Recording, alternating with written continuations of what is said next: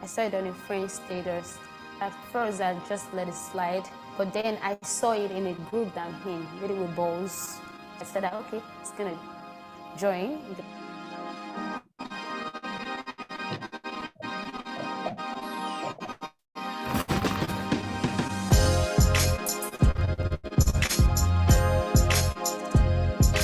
I got into tech this year.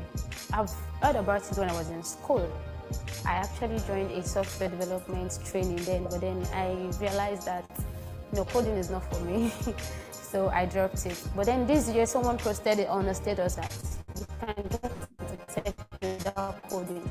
So I went to meet her, and she told me that there's UX. So since then, I started reading about UX. Women Techsters initiative came out, and I saw product design, UX. I was happy. I was like, okay, fine. It is an opportunity for me to join and be in tech. That was why I was in tech.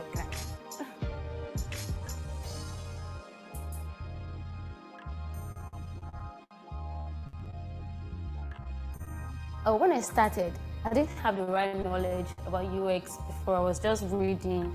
First week was awesome. The second week, when we got to the third week, and we were getting to some things that were very, very strange to me. And I think it was the third week, my sister gave birth, so I had to. I was not online. I was missing the classes. So I was like, I just told my mom one day that I don't think I'm going to make it in this project, in this team, in this fellowship. And she was like, what? I said, I've missed a lot of videos and everything. My sister and my mom said I could do it, I can. So they encouraged me, they gave me time. So I took extra time, I rewatched the videos, I go on YouTube, even though I'm not a YouTube person, I go on YouTube to watch. I make sure that I put some structures in place.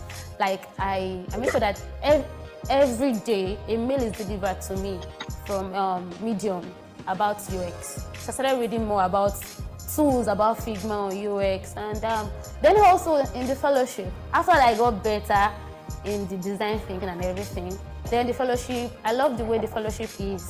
The check-in meetings every day, soft skills meeting that we have, all those things actually built us up and built me up. It made me, okay, yeah, these things are possible. Like, there are some things that I have to learn, and it was so good. The training process from for 4 months or 5 months now has been so good.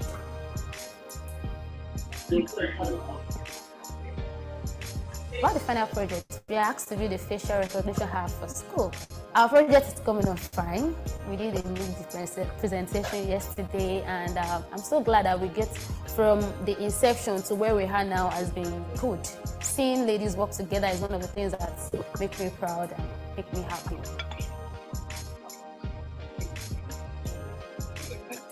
I would love to lead a team of designers also. Train the next generation that are coming about technology and how they can actually scale up as a tech sister.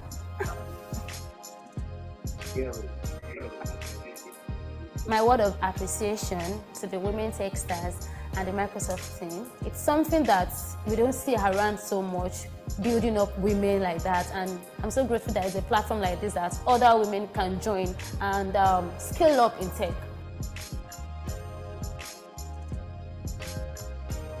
To the young girls who's trying to get to the tech space, believe in yourself. You can do it. You can achieve whatever it is you set in your heart to achieve. Dream with your mind. Imagine where you want to become, and your feet will definitely take you there. My name is Tolulokwe, and hi, I'm a woman in tech.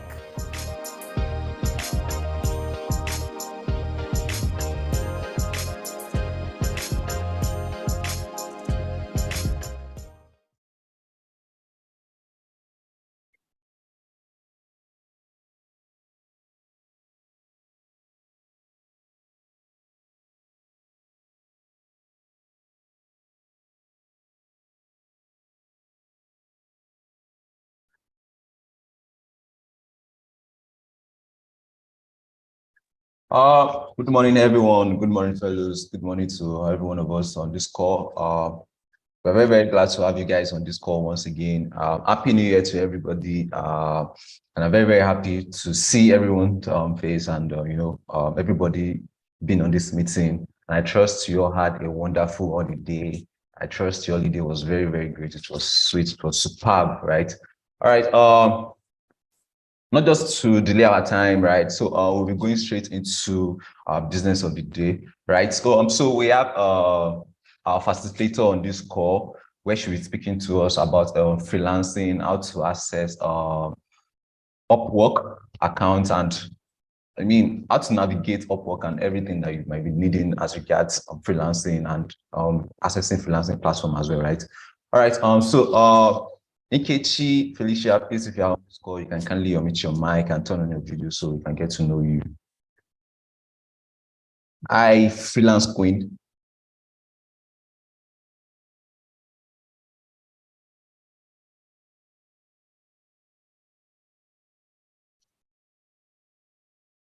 Hi, Nkechi, can you hear me? If you can hear me, please kindly unmute your mic and turn on your video, please.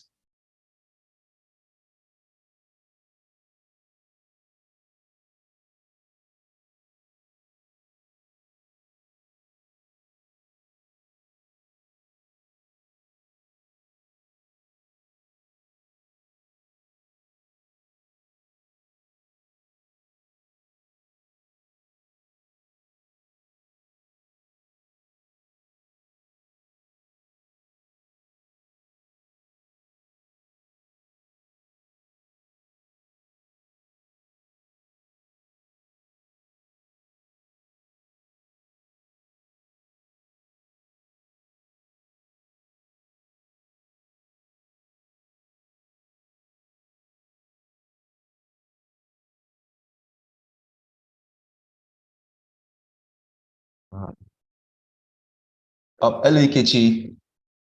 Can you hear me, please? If you can hear me, kindly unmute your mic and turn on your video.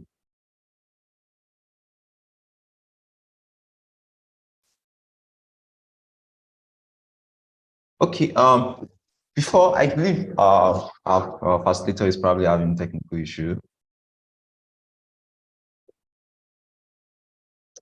Okay, so I believe our facilitator is maybe having technical issue. So everybody, if you can hear me, please can you unmute your mic so I can know I'm loud enough. I can hear you. Yes, all right. All right, thank you. Thank you.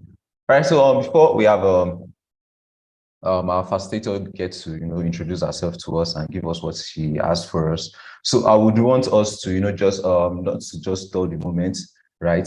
So I would want us to just share. Okay.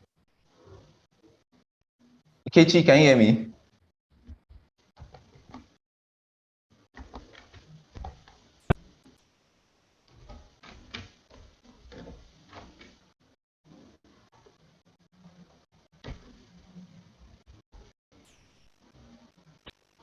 Oh, so sorry about that. So sorry about that.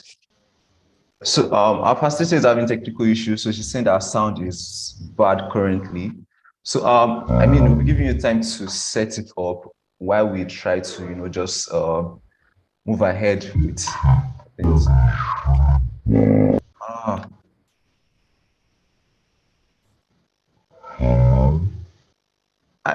So sorry, we can't see you, we can't hear you.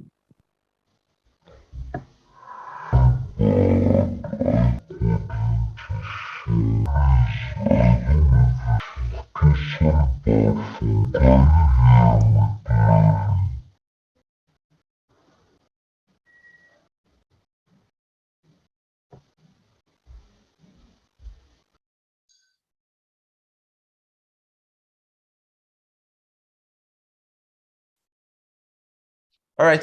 So our facilitator, like I said, she's having technical issues, so she should be rejoining the call very soon, and she'll be sharing with us what she has for us, right?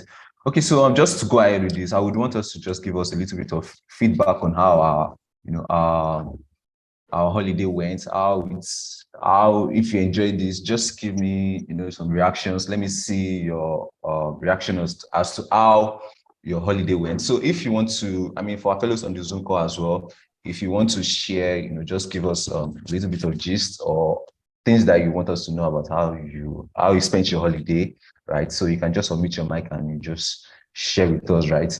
So this would last for some minutes before Nkechi joins the call, and as well, would want you to just keep on dropping them in now. So for the fellows on the Zoom call, you can go ahead, you can unmute your mic and just give us no long details, please. You can just share anything you want that you want us to know, right? For our fellows on the YouTube channel too as well, so I want to see you guys' reaction to this. All right, so I'll be waiting for you guys' reaction. I'll be waiting.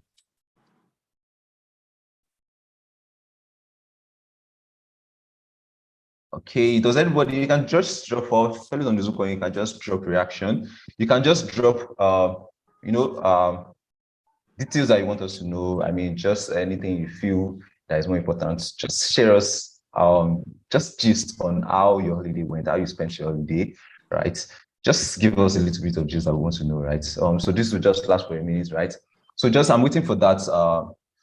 Terry, I can see your reaction. You're dropping 5 emojis. Do you want to share how your holiday was like, if you enjoyed it and something like that, right? If you want to, you can go ahead. Alima, your mic is unmuted. Do you want to say something?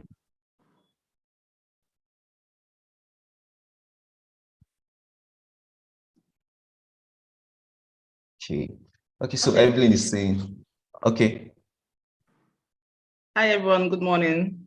Good morning, Ayo. This is Terry. All right, yeah, Terry. My holiday was short. I didn't even notice when it finished. Next thing I saw was 9th. I was like, oh, when did they come into 2023? It is because we had lots of, cybersecurity track. So we had lots of read-ups to do, so many assignments. So I was busy. The holiday was not holidaying. I didn't notice it was Christmas. So it was like every other day. But I'm still grateful for the holiday though. That's great to know. That's great to know. So I'm reading our comments on the YouTube channel too as well. So I have Ifelo, I say my holiday was refreshing. That's good to know. Joy, I enjoyed my holiday, slept very well. Balaji Omutai is saying my holiday went very well. Holiday was busy. Okay. All right. It's great to know that our holiday went well, and it's something that we are, we're happy to know, right?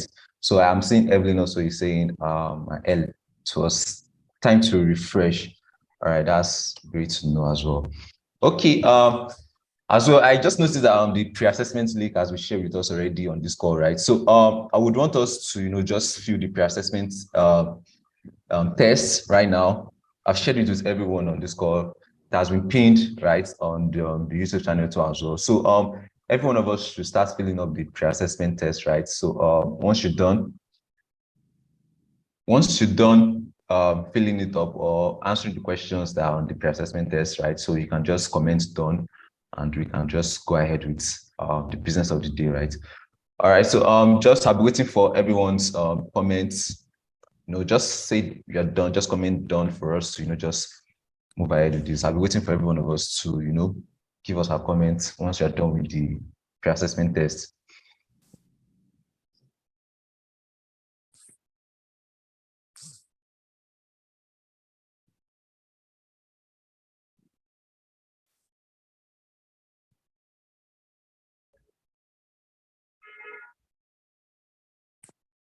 Jesus Christ.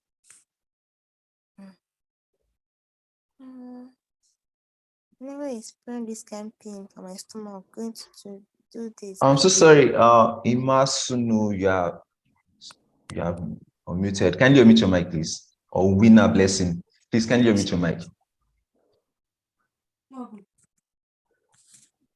Okay, sorry.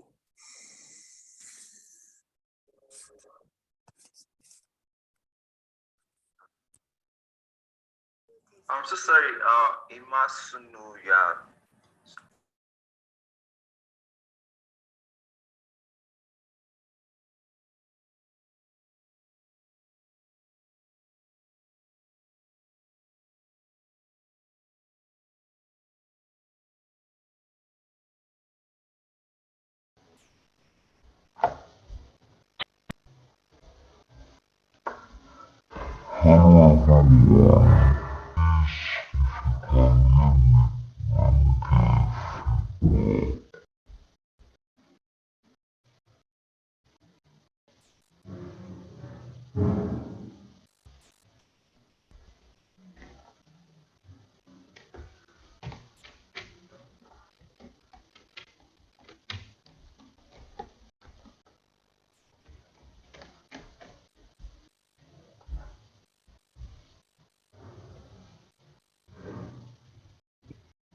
Okay. Nkechi, yeah, we can hear you, but it's still the same from here. The sound is very, very bad. It's pretty bad.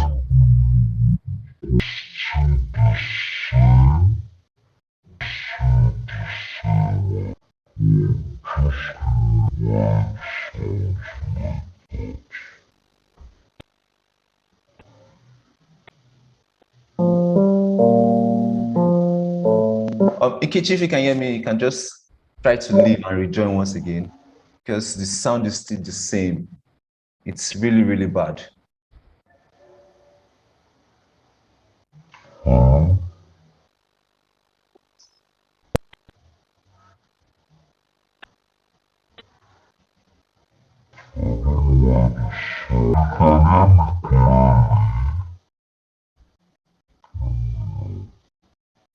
Okay, Nkechi, you can rejoin, you can try rejoining again.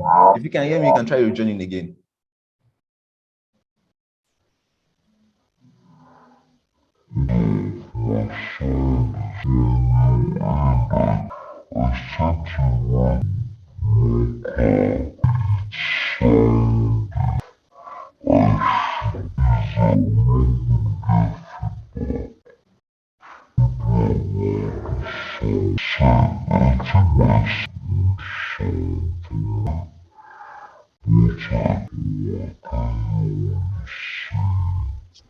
Okay, if in case you need any issue as if you need any help as regards this, I think you might need to check your sound system on Zoom. Check your sound system on Zoom to see if you can work on technical issues you might be having currently.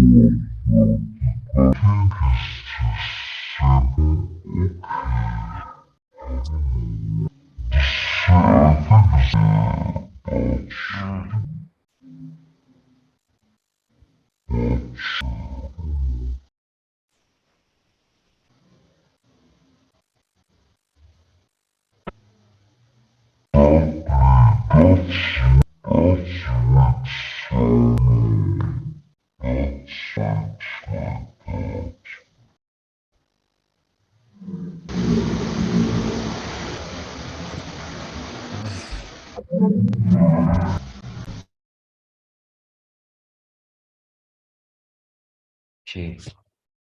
All right. Thank you. Okay. So I'm so sorry for the issue we're experiencing currently with Zoom. Apologies for that. All right. So just to keep us engaged, right? So we want to be talking about our CV, right? I would want us to know if number of people that have submitted CVs and any feedback you want to give as regards to submission of CVs, right? Because the CV submission, the deadline is today, right? It's closes today. And I'm very, very sure quite a number of us have already, submitted our CV for internship opportunities, right? And as well, I'm imploring every one of you that have not submitted CV, kindly do so as soon as possible because it's going to be closing today, right? So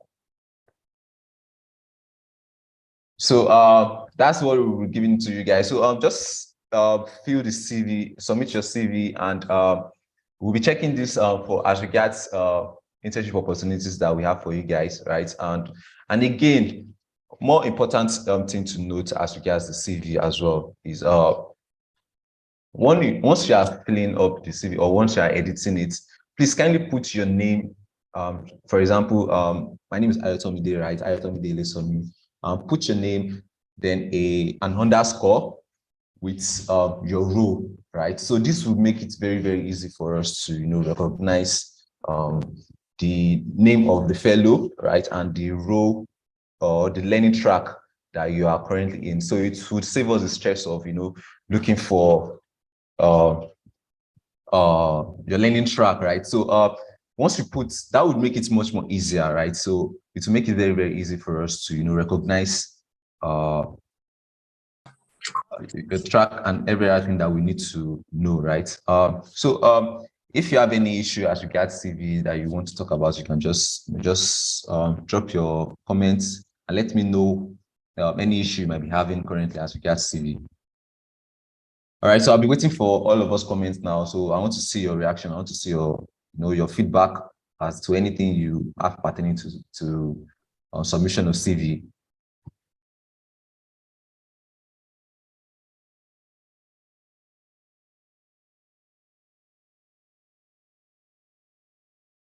Okay, so I'm waiting. I don't want us to delay anymore.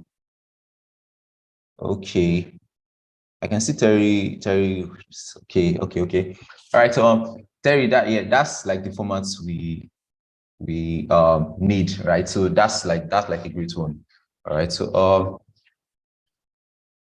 okay. So I'm checking through YouTube channel. So I have Matthew Great saying some of us are still working on it. Okay. So please kindly work on it as soon as possible, because like I said, like I said earlier, the deadline, the submission for CV, the deadline is today, right? So just fill it up as soon as possible for us to, start giving you guys internship opportunities that you all need, right? And again, not everybody would get internship with us, right? So as well, I'm also imploring every one of you to, keep on applying to opportunities that you come across. So that would make it very, very easy for us. Okay.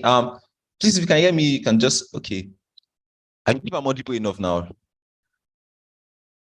So like I said before, if you come across any internship opportunity too, you can just start applying to them too as well, right? So because the internship, the CV is just for people that are on the program that finishes the program with us, right? And these are the people that will be getting internship opportunities and everything that we need to know.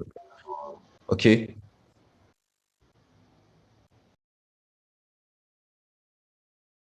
Ellen Kechi, can you hear me, please?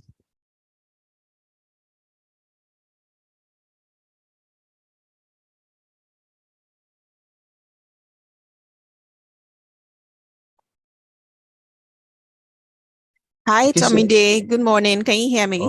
Yes, I can hear you. Hi, ladies. Apologies for the hitches we're experiencing. It's a technical hitch. We're trying to create another link so our facilitator can join in. And once that works for her, then everyone on Zoom will have to switch to that link. We should have this sorted within about 5 minutes. So sorry about this. We will make it up to you. Don't worry about it.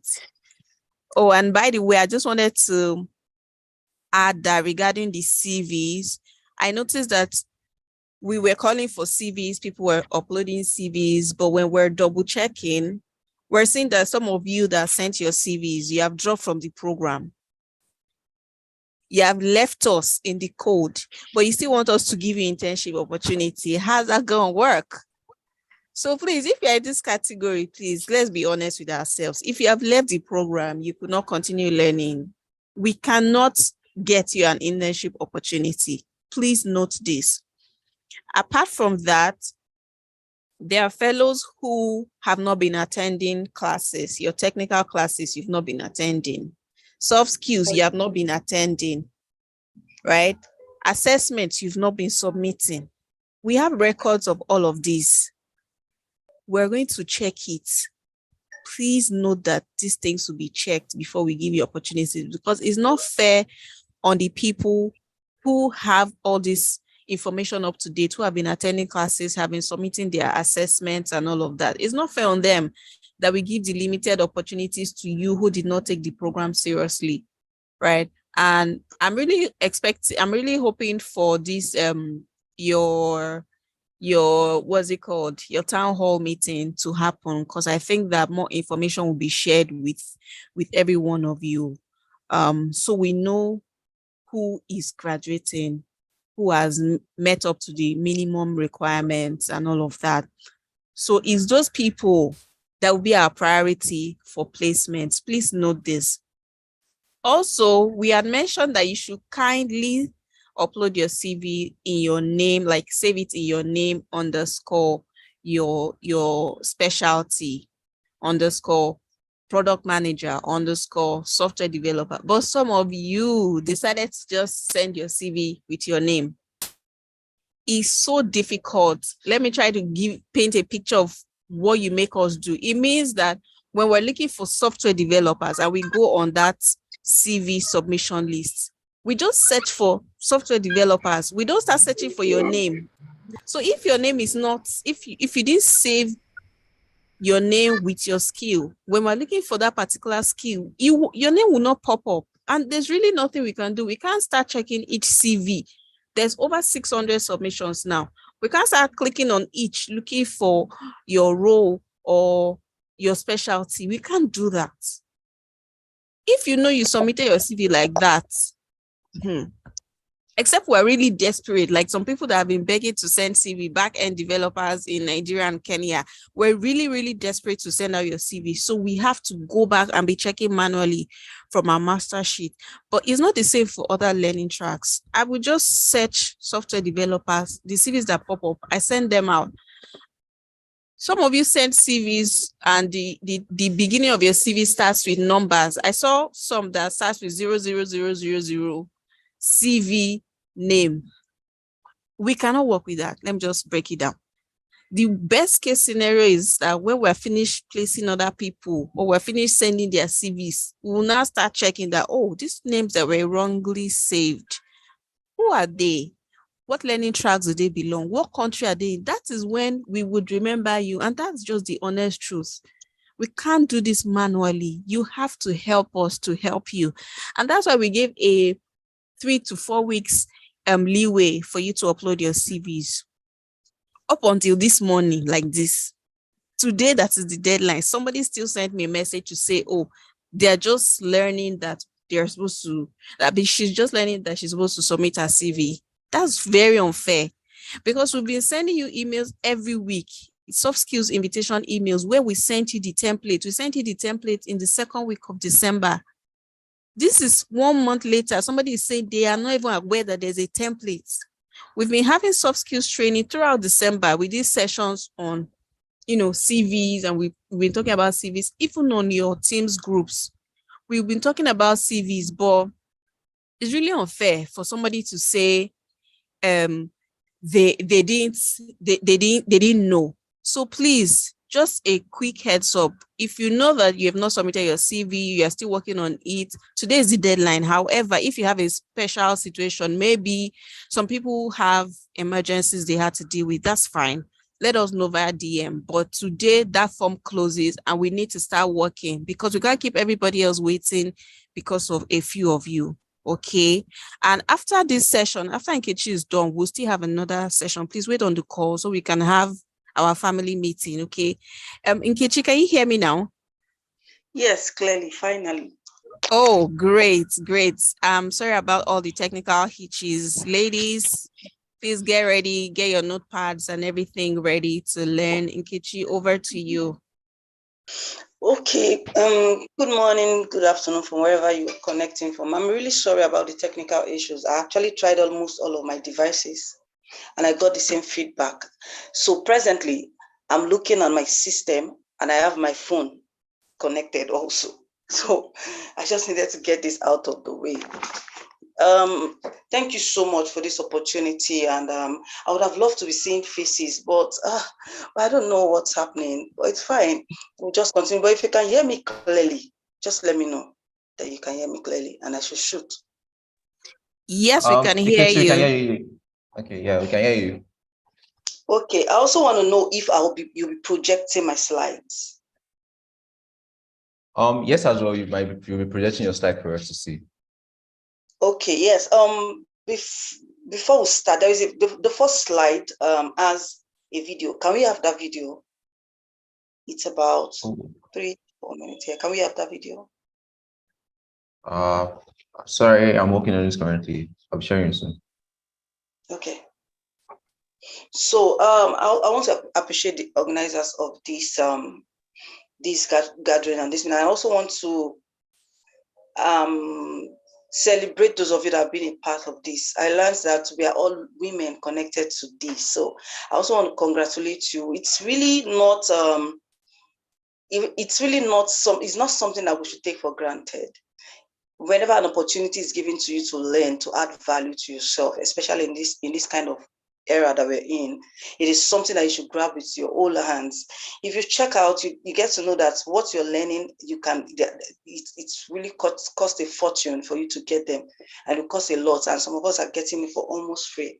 And also want to celebrate you for your time, for the doggedness, for staying through, and also getting to this point. It's an indication that you're interested and you really want to add value to yourself. So before I continue, before we start, I want to let us understand. Let me do a brief introduction about myself. My name is Nkechi Felicia Olisa. I brand myself as a freelance queen. I am a trainer, speaker, and a mentor. So I have been a freelancer for almost 2 years. Before then, I was working as an accountant, but I was not really interested. I was tired of the stereotype. I needed to do something that is more, what's it called, demanding or tasking, kind of. I like to put challenges on myself. So I found out, I stumbled on Upwork, on freelancing, and it has really been smooth from there. It's something that coupled with the fact that the pandemic happened and everybody had to switch from our normal traditional means of working to the virtual space of working. So as it is, the future of work has changed and there's a new dynamics to it. So if you are not in tune with the time, and if you are not packaged for the virtual space, that means you're not ready for the future, because the future is here. The future is here. So I always tell people when I start my training that get ready to lose your jobs, because machines, automations are taking over the jobs of humans. If you're already pleased with the video, just let me know so that I can stop talking. So automations are taking the jobs of humans, and company and CEOs, managers are looking for people that can be in their position and actually run things the way they want them to run, in the sense that the marketplace is competitive. The virtual space is becoming crowded. It's not crowded yet, but a lot of people are still not yet into it. But it is becoming competitive. It takes a lot for you to excel or to thrive in this kind of space. And a lot of people, there's a myth about this, that you have to be a tech savvy. You have to be into tech before you can actually work as a virtual as on the virtual space. But that's not true. But the thing is, you have to understand, know how it works, know how to handle your technologies and all of that. But going into deep details, it requires some certain skills, and it's not everyone that actually needs those technical skills to work as remote people or freelancers. And also, I will also want to clarify something. There is also an argument between who is a remote worker and who is a freelancer. There are two different things. Every freelancer is a remote worker, but not every remote worker is a freelancer. A remote worker can be like, I work with Zenith Bank and I am allowed to work from home. So you're working under someone. But being a freelancer means that you're a boss of your own. You can pick up contracts and work from wherever and whatever time you want to work. So there are two different things. You can be a remote worker, you can be a freelancer and also a remote worker, but you cannot be a remote worker and a freelancer. It's not every remote worker that is a freelancer. So most remote workers work for organizations, work for companies, but freelancers work as contract people. They are called independent contractors. In other words, you are a CEO of yourself, you are a boss of your own. Do you understand what I'm saying? If you understand me, just give me feedback. We are with you, Nkechi, and we are getting feedback. And yes, I do. Okay, can I get is the video ready? Apologies, I'm currently working on it, so I'm trying to share with some team members as well, so if you could help me with it. My system is actually not supporting it currently right now. Okay. So sorry. Okay. No, it's fine. So I also want to let us know that the space is really tough. The space is tough. It is not for lily-livered. It is tough in the sense that it is demanding. It's okay to wake up in the morning and you go to a company, an organization, or a physical location where everything is set out for you. But it doesn't work like that with the virtual space. With this virtual space, you create your own office. You are developing yourself by yourself. You're adding value to yourself because you get to a point where you don't see your colleagues around. You're doing things from different software and different applications. So you have to produce results. In other words, you're adding value. You're improving yourself by the day. Though it is demanding, it is tough, but it has a lot of advantages. The advantage is that you have your time to yourself. You can manage your time. Another thing is that you can be in Nigeria, you're working there is no barrier. You can work from anywhere. I can be in Nigeria and I'm working for a multinational company in America. I can be in Nigeria and I'm working for somebody in the UK. So there is no barrier to it. And the good thing about it, from this part of the world that we're in, we use Naira, you are able to earn in hard currency. Okay, this is the second one. I'm talking about the first one. I have 2 slides. This is a continuation slide. The first one is showing someone's face where you have the future of work.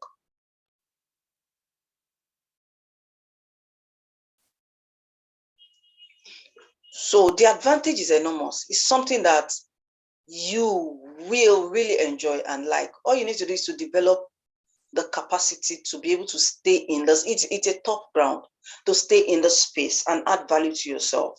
So it's one thing for you to wake up. If you're in Nigeria, I don't know if I'm talking to, okay, can I know the people I'm talking to? Am I speaking to just Nigerians, or we have people from every region?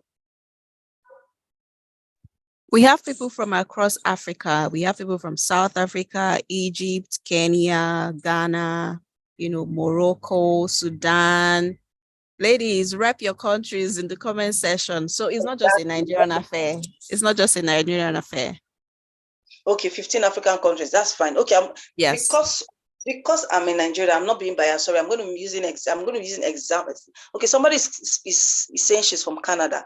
Okay, I will just break it down. In Nigeria, we use Naira, and there's a place where we call Isle. If you're in Nigeria, and just give me one very beautiful emoji. There's a place where we call the island and the mainland. There are people that stay on the mainland and they get jobs. Thank you. They get jobs for the island, and they wake up every morning. If you're working on the island and you're on the mainland, you know that you have to wake up to beat the traffic. So you're waking up by 5 a.m. in the morning, getting set to go to work. You're leaving your house like 6 and you're getting to your office like 8 or past 8. And at the end of the month, you earn 100,000 naira. No, let's say you're working for like 22 days in a month, divided by 100,000 naira. Please, you can use your currency converter wherever you are to convert this 100,000 naira. You can convert it to dollar and tell me, and divide it by 28 days. At the end of the day, you're not earning up to $2 per se per hour, and that's you being. If you sit back and watch what the value you're bringing to the table, you know that you are worth much more than this. But when you work as a remote person or as a freelancer and you are being paid hourly, maybe you're working like 20 hours in a week and you're earning like $10 per hour. There are people that work for 40 hours in a week and they're earning like $10 per hour. Do the mathematics, and at the end of the day, you're living a very normal average life. Do you understand? So freelancing or the virtual space is really lucrative. It is something that the world is embracing. If we can get the slide, please. If my other system was working, I would have projected for me. I have it open there. Okay, if you can't get that, let's start with that first video while we are fixing the other one. But that's my first slide. That's my first slide.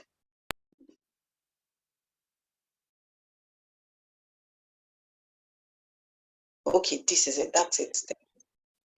So let's add the video.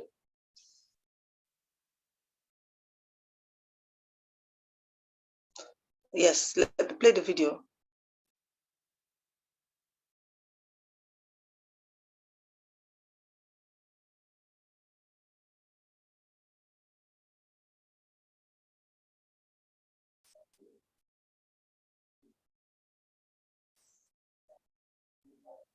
I can send a link, the link. Hi, sorry, Nkechi. My Yeah, name is Yemisi, so I'm helping out with the background. yeah, let me see. This is a PDF file. Okay. What will happen is I'm going to send you the same link that I sent. While we're waiting for this, I'm going to send it right away. I'll send it via email to Ayo. While we're waiting for this, let's have the other video that was played. That's So you can play the Canva video. Yeah, the Canva video. Okay. Right. Yes. So I'm going to send you the same Canva link. I wasn't sure you were gonna. Okay, sorry, Ikechi, sorry to cut in. Sorry, can you hear me, please?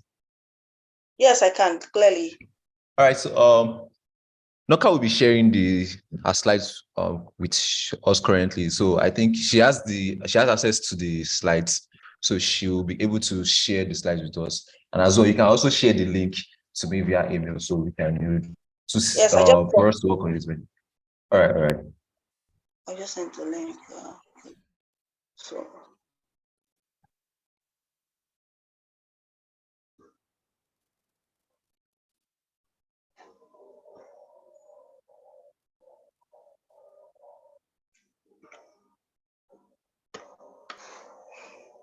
Okay.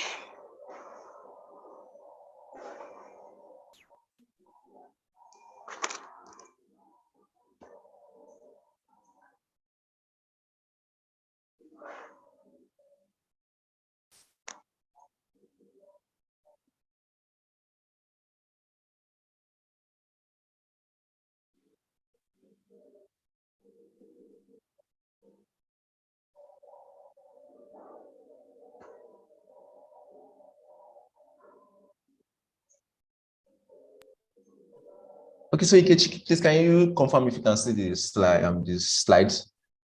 Yes, I can see the video. I can see the video. Okay. So I believe this is one we're working with. But that's not the first video. But what will happen is that I will just that's not the first slide. I will just work with what I have in mind while we are trying to get the link. I'll just work. Let me just start. I will start with what I have. So if you can project without the video. Fine. Let's project without the video. All right. Project without the video.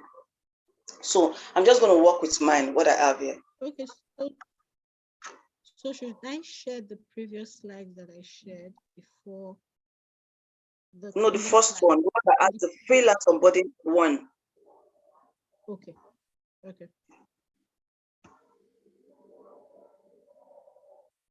I'm doing that now.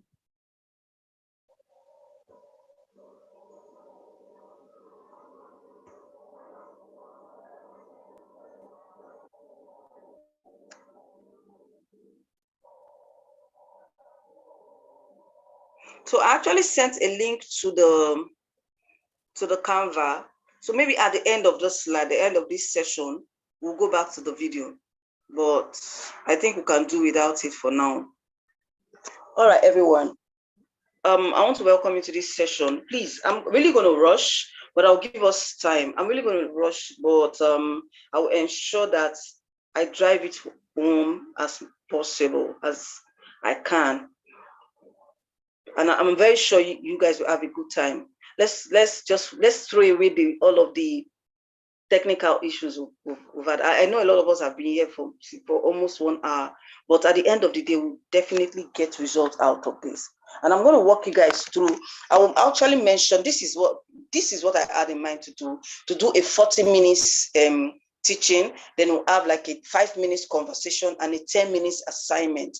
So I don't know how I'm going to go about this. I'm going to rush through the slides and ensure that we get started.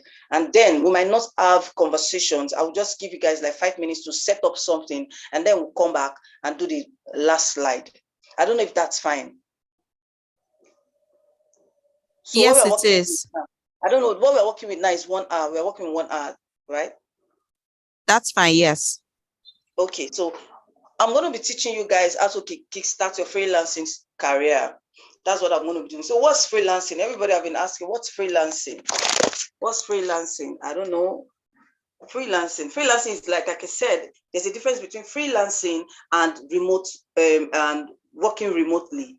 Both of them can actually run concurrently if you understand the difference between both of them. So a freelancer can be a remote person, but a remote is not every remote worker or remote staff that is a freelancer. What it means is that as a freelancer, you're a boss of your own. You can pick up contracts and you have your time to yourself.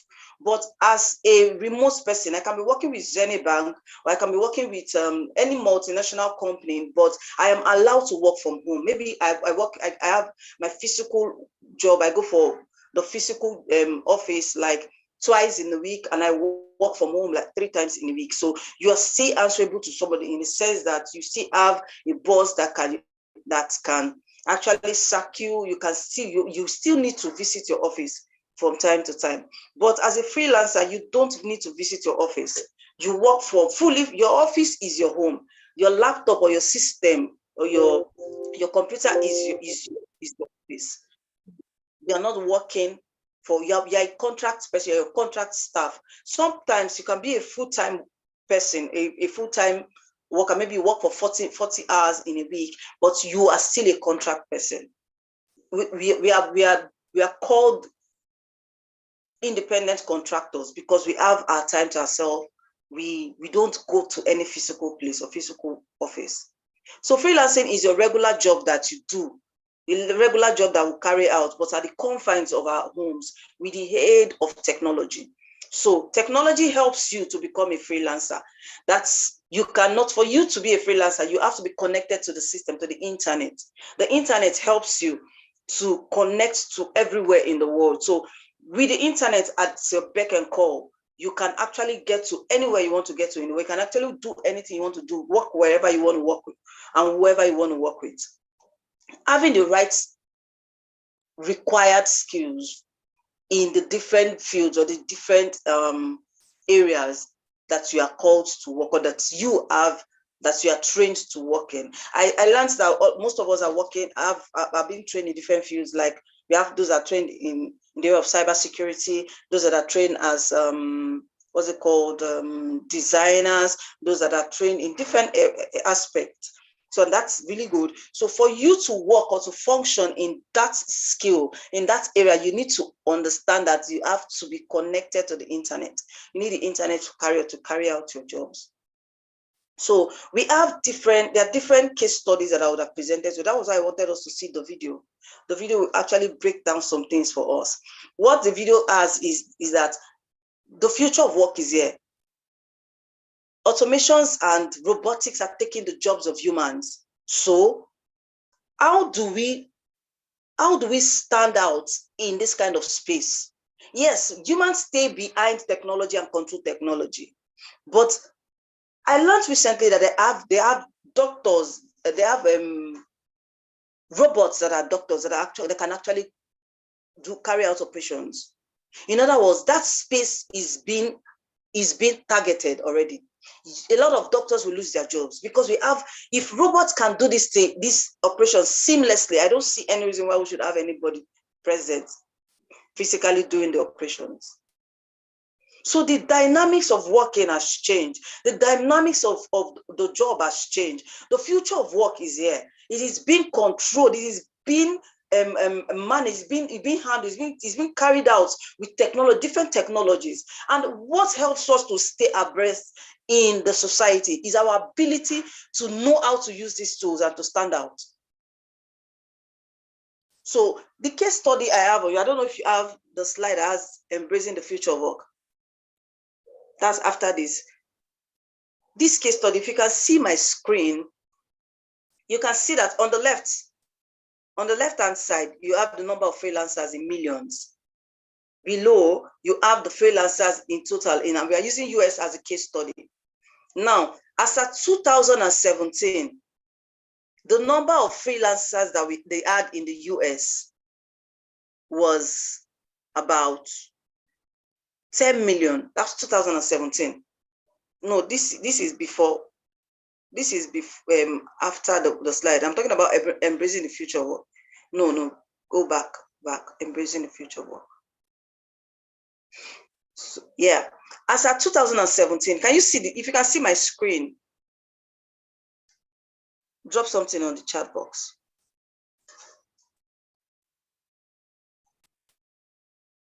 We can see your screen.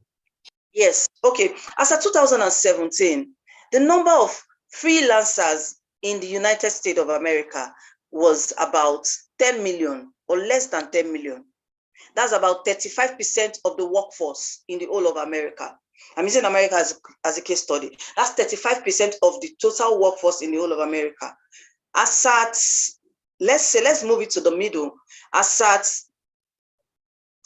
let's say 2022, the number of remote workers in the US is about 50 million. That's about 43% of the total workforce in the US. So if you check the projection, in the next 10 years, from 2017 to 2020, they are expected to have about 86 million remote workers, freelancers. That's amounting to about 49% of the total workforce in the US. In other words, it has not even gotten to 50%. So that space is still vacant. Have you ever wondered why a lot of Americans also, if you are conversant with Upwork, one of the freelancing platforms, a lot of Americans want to push out just jobs like data entry to people to do, because they really don't have that time. They don't have that time. So they just want to contract their jobs and give it to people to do. People like us in different regions in Africa, they want to contract the jobs to us. And to us, it's a big deal. It's something that, and the good thing about this thing is that Africans are really skillful. We have the best hands in the world in different fields and in different sectors. But why are we not taking advantage of freelancing, of this space? A lot of things are working against us. It is really frustrating for you. Like, I'm trying to connect to just Zoom, and it's frustrating. This cannot be the case in places like the US or in or London. I'm having conversations with my clients, and I'm looking at my data, because I want to download large amounts of data for me to be able to carry out my job. So the society and our society already is a constraint to us succeeding as freelancers. So are people making headway? Yes, they're making a headway.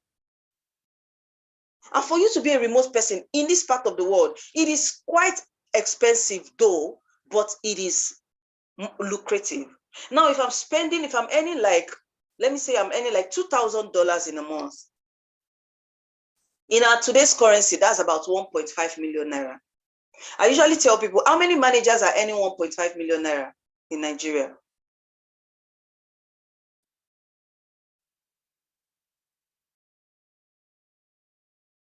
Where everybody becomes a doctor, not to sing good. I can see that comment. It is. So if you're earning like 1.5 million naira in a month, and you're spending like, let me say, 200,000 naira on data, you don't have a problem. Not even I don't spend up to 200,000 naira on data. I'm just saying, for you to get the best result, because you need to connect to the right, use the right tools on the right platforms. So I'm spending like that. I know that I'm not losing at all. So it is really lucrative. All you need to do is to know how these things work. There are a lot of people. When we get to a particular, I'll explain to us. There's a particular guy there. It's called the 1% of the 1% of Upwork. They call them the 1% of Upwork. The 1%. The guy has made assets. This last month, he has made about $800,000 in a space of 3 years on Upwork. I think it's a US UI design. Yes, that's what it does. So a lot of people are making money from freelancing. All you need to do is to know how to go about it, number one, and number two, have the right skill. Because Nigerians are not Nigerians, human beings. Let me say, let me say, okay, generally what I see with the Gen Zs is that we don't take our time to learn some skills adequately. Even if we get this opportunity, we don't take our time to go back to our drawing board and add value to ourselves because the field is competitive. No one wants to employ. I have a job now. I work with a client. I have like 2 jobs. I work with a client. I have 2 clients in America. Now at this time, it's about let's say 5 a.m. in America. I've woken up this morning to do some things before they get up from the bed. Before they start getting to their office or to their laptop, I would have done some kind of a good amount of job. And I really don't need them to be awake for me to get my job running, because I have the right tools to work with. Let's go to the next slide. What do you see? What do you see? A lot of people see challenges. It is tasking. I've submitted a lot of proposals, I'm not getting results. I don't know how to go about it. It is frustrating. Nobody's responding to me. Like I said, it takes a lot of doggedness for you to thrive in this kind of field. But once you get in, the guy that I said he has made about $800,000 on Upwork in a space of 3 years, said it took him like 3 months to get his first response. It took me about 1 month to get my first response. So you might take time to get in. And some people really don't. The first proposal you submit, you get a contract.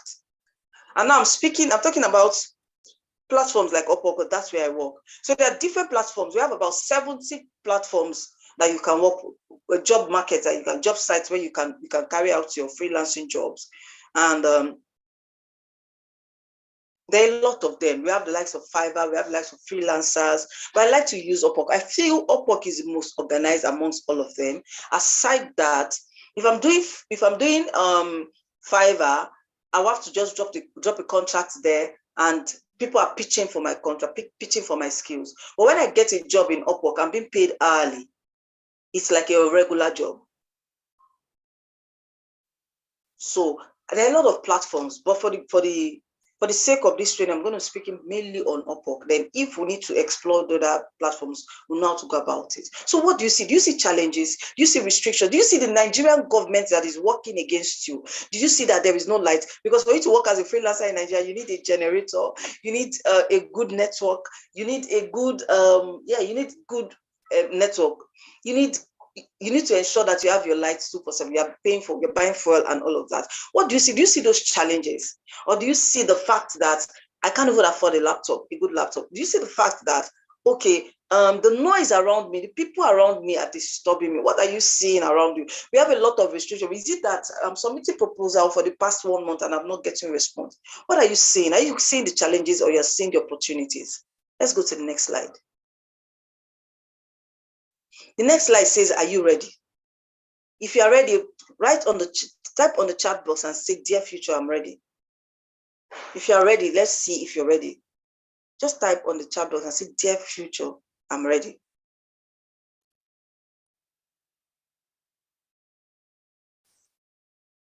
Somebody said he prefers Glow because Glow is cheaper. Will you get the right result with Glow? Those are the things that you need to check out. If you're ready, say, dear future, I'm ready. Dear future, I'm ready. So let's dive in. So let's move to the next slide. Upwork. If you've heard about Upwork before, let me see your comment on the chat box. If you've heard about Upwork, or if you're working presently on Upwork, say, I am working. I'm on Upwork. I have a contract.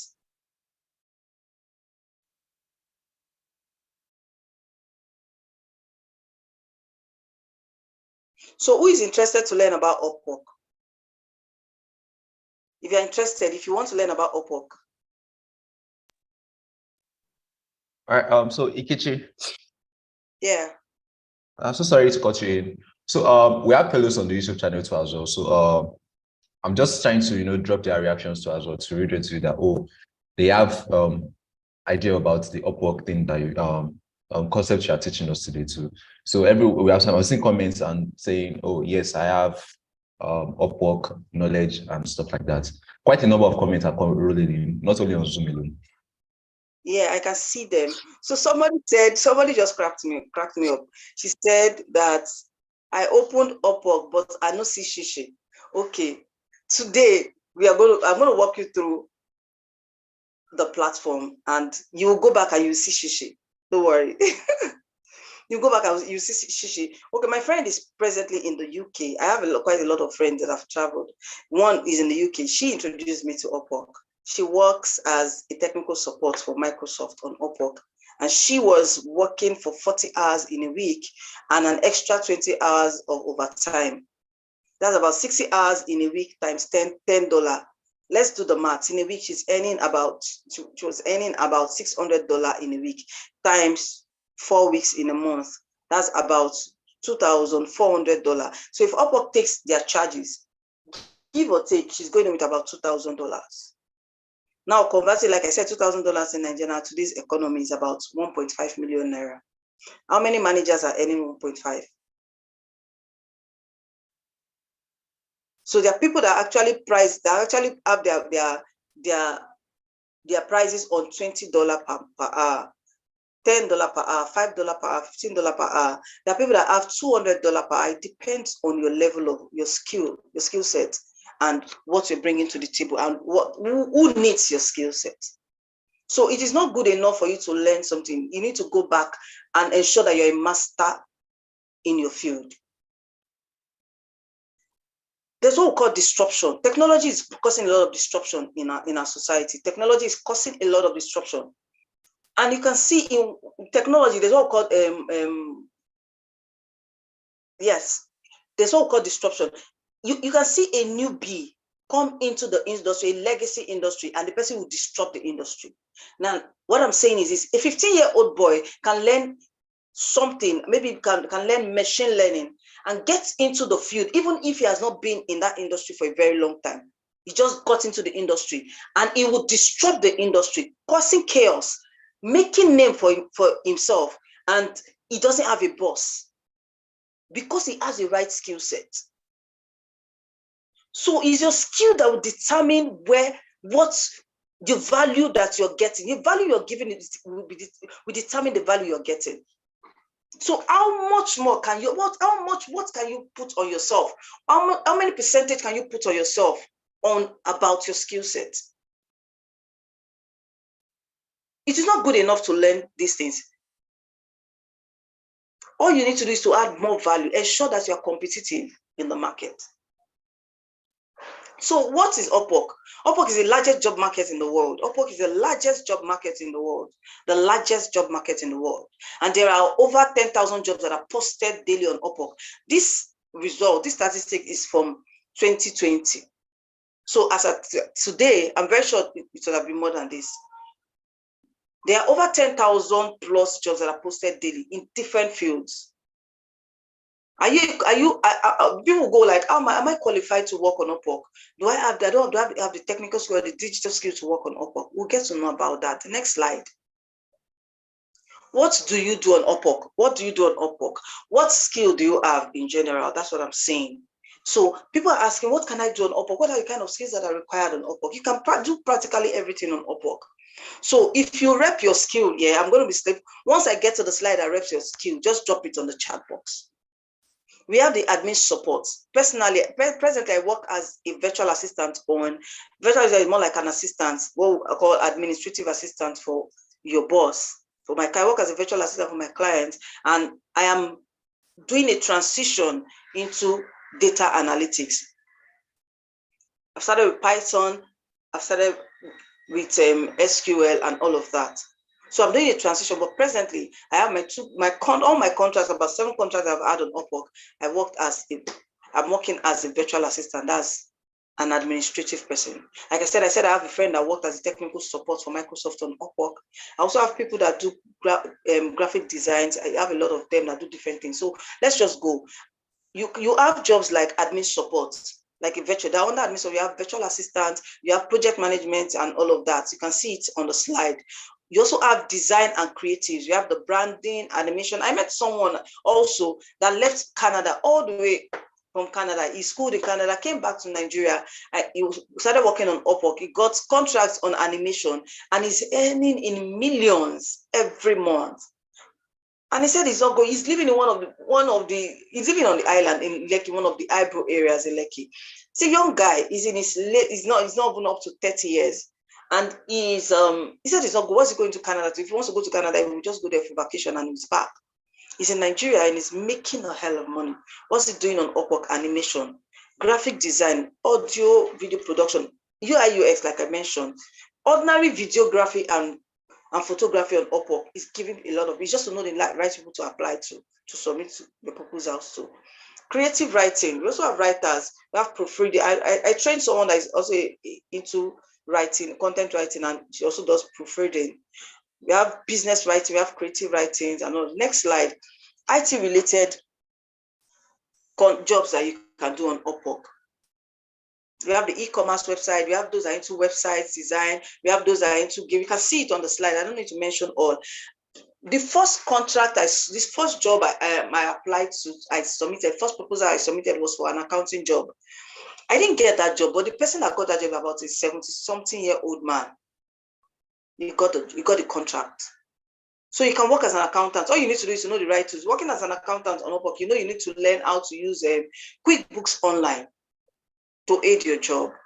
So it is not like what we do in our regular offices, using our desktop and all of that. No, you need to learn how to use QuickBooks Online. So there are tools that are required for every skill set here for you to thrive as a freelancer. Next slide, please. Lawyers have also asked me if they can work on Upwork. Yes, as a lawyer, you can work on Upwork. You can get contracts on Upwork. You can do business law. You can do corporate law. You can do tax law, international law, security law, finance law, intellectual property law, and all of that. So data science and analytics. These are the things you can do. You can do data mining, data analytics. So all of this, you need to know how to use tools like Python. You need to know how to use tools like SQL, and you need to know how to use tools like a lot of them like that. So also sales and marketing. It's not our regular sales and marketing. Like I said the future of work is here and the dynamics has changed. So marketing strategy, we have social media marketing. People are making a hell of money from social media marketing. So a lot of people, these are the things that we do with our phone on our regular in our regular what's it called, day-to-day activity. We carry out our smartphones. I will do a lot of chatting and all of that. Those things that are doing, so people are using it. People are making a hell of money from me because they're managing people's sites and people's platforms for them. Now that TikTok is on the rise, TikTok is going haywire. A lot of people are managing, looking for people that can actually run their TikTok account and manage their TikTok account. If I'm making sense, why not drop something on the chat box? Let me know that I'm making sense. Am I communicating? Am I making sense? Or am I too fast? Do you want me to go back?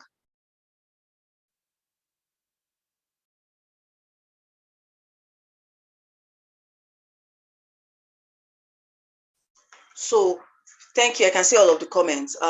So customer service, you have technical support. Like I said my friend was working as a technical support person. You can also work as a customer service person. It depends on the tools you know how to use. So we'll explore all of that. I might not go into details. I'll also give you guys assignment to go and do at home. I did not learn. I just heard about it and I went to research. So no one actually sat me down to teach me all of this. I've trained a lot of people and they still come back to me and they're like, okay, I still don't understand this. And I'm like, okay, go back to this thing, go and learn this. And I have some people that are actually thriving in this space. So it is something that is doable. All you need to do is to know the right skills and the right tools to use to thrive. Let's go to the next slide. What can you do on Upwork? IT networking. You can do networking, you can do information. Somebody was asking, cybersecurity expert. You can do network security, you can do information security and all of that. These are the things that you can do. Engineering and architecture, civil engineering, structural engineering, mechanical engineering, electrical engineering, sourcing and place and procurement, 3D design, modeling. It's a lot. 3D modeling is giving you a lot of, because it's not everybody that dabbles into this. It is not everybody that is interested in it, but this aspect, this particular skill is really demanding. Interior design, chemical engineering, product design. A lot of people are making a hell of money from all of this. All you need to do is to learn the right skills and the right tools that you need to thrive. So legal translation, language tutoring, and you can see all of that on the slide. I will make the slide available for you guys, so you can just go over it again and all of that. So let's have the next slide.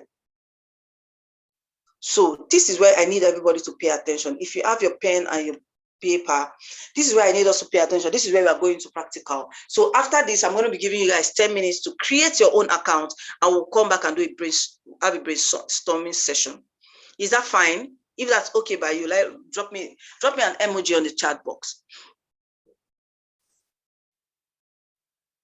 So I need everyone to pay attention to this. Pay attention to this. If you can take screenshots, you can do that. You can snap with your phone, just do that. For every picture or image I drop here, if you need to write down something. So if you need to ask me a question, just go back. Yes, if those already have accounts, it's not a problem. Just follow me and see, sort of maybe at the end of the day, you see what you're not doing right. If you know you have issues with it, you see what you're not doing right. You don't have to create another account. If you create 2 accounts, Upwork will flag one. They might not even allow you to create a second account. So let's go. So if you don't have an account, let me know that I'm speaking to people that don't have an account, and also people that have accounts. If you don't have an account on Upwork, let me see get something on the chat box. If you don't have an account and you want to learn how to open an account, create an account on Upwork. Or do we all have accounts on Upwork?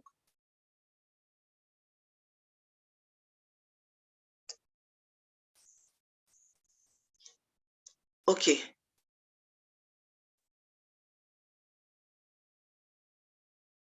Okay, fine. Let's just continue. I can see those comments. Yes, continue. So go to upwork.com. Go to upwork.com, click on sign up. Oh, is the screen blank? Oh, the screen is blank, but my screen is not blank. Media. No, this is the third one, the first one. Yes. So go to upwork.com, click on sign up. Click on sign up.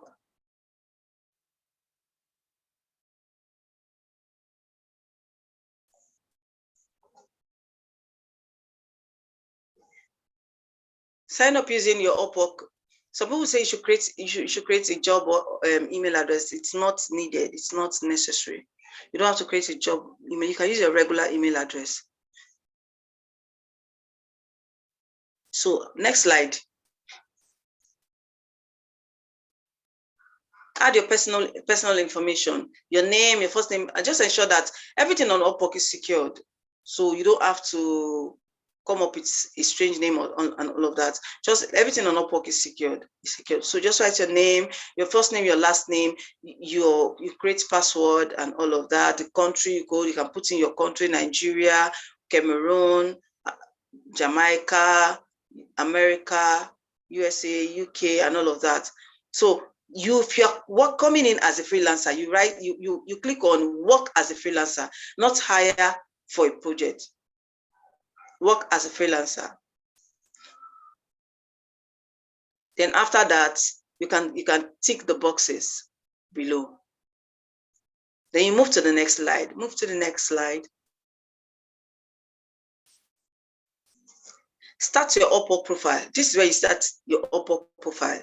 So fill all the necessary. Start with before you can start applying for jobs, you need to set up your Upwork profile. So you start to tell us about yourself.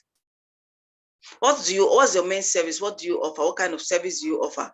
And what skills do you offer to clients? What kind of service do you offer? Example is that I am a virtual assistant.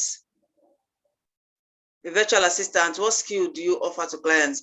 I do calendar management. I do email marketing, email management, email marketing. Yeah, I do. There are different things you can do.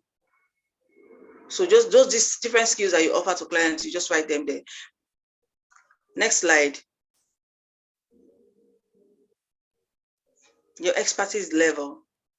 Some people want to put intermediate or expert. If you're just starting, it is better you start as an entry person. Just click on entry level. I started as an entry person, and today I'm expert, or I think, or intermediate, I can't remember. But as an entry person, there are jobs for different kinds of expertise. Move to the next slide. But if you've been working, let me say you're working as a creative person, you've been doing that off Upwork or off online, you've been doing it physically, you can start with intermediate. Or if you're an expert, you've been working for years and you know you're a master of your skill, you can start as expert. But the thing about it is that when you get to the place where you have to fill some column, you have to give us some examples of the places or the things that you have done. The next one is highlight your educational background. Okay, most time you don't need. A lot of people work on Upwork and they've not seen the 4 walls of the university. There are a lot of people that IT that are really skillful when it comes to technology or IT. They've not seen the 4 walls of the university. So whatever level that you have, whatever level of certificate you have, just enter it. You can just fill it here. So it really doesn't count. It doesn't count. It doesn't matter. You can be an undergraduate and still have your account created. You can be someone that is trying to get into the university, just have your account created. Or maybe you have graduated, just create, just whatever level you have, just ensure that you have the right information about you. Because sometimes this is what I also tell people. I will get to a point where I will also tell you to. I usually tell people before I come for the call for training to set up their LinkedIn account. What happens is that instead of you going through all of this process, you just need to copy there's a link you copy on LinkedIn and upload it on Upwork. So automatically everything you have on LinkedIn shows on Upwork. So you don't need to go through all of this process. So I always advise people, because most clients that you get, they will have to go back to LinkedIn to check you out. And so my first client actually went not only on LinkedIn, went to social media platforms to check. So that's why you have to be very careful about what you post on your platforms. Now you want to work with someone that is in the financial space, and maybe you're mingling with some people that are not credible. Your clients will have to check the person that they're employing to be, because the thing about this is that it's very sensitive, because a lot of clients will be releasing their personal information to you, their passwords to most of their platforms will be released to you. So they want to be sure about the people they are working with. So always ensure that when you're on the social space, whatever you're putting out there is something that can actually qualify you to have a seat at the table. When you're putting out, ensure that you're selling yourself the right way. A lot of people have caused a lot of disasters for themselves. Maybe they actually qualified for those jobs, but because of their past experience, past incidents, or something they've done that was traced to them, has cost them a lot of things. So whatever you're doing, just ensure that you are putting out, you're selling yourself in the right way. You're pushing out the right information about yourself, especially on LinkedIn. It's really, very important.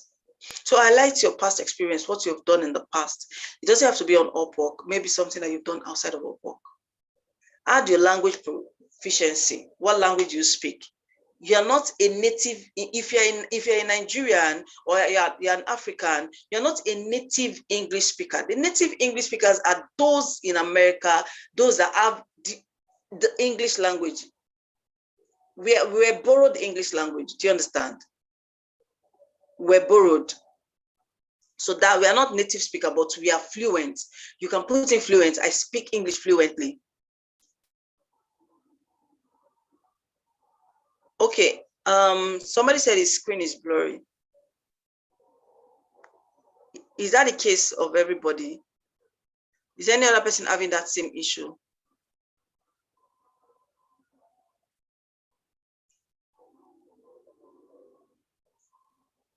Media is. It's probably a network issue from their end. If it's Okay, not, okay, it's peculiar to just that person. It's probably a network issue. okay. But I just want to be sure that a large amount of people are seeing the screen. Okay, it's blurry on Zoom, but fine on YouTube. Media, is there a way we can sort that out? Can we fix that quickly so that they don't miss out? Okay, let me try to. So I'll just keep talking. I'll just keep talking. So I was talking about language proficiency. Like I said we are not native speakers. We speak fluent English. We are not native speakers.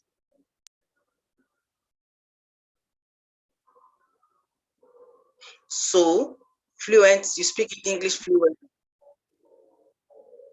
Are we back? So I'm on set. Yes, we are. Okay. Do we have, is it okay now? Can you guys see it clearly now? Yeah, it's fine. It's very, very sharp. Okay, okay. Thank you. So we are on 8. Set your hourly rate.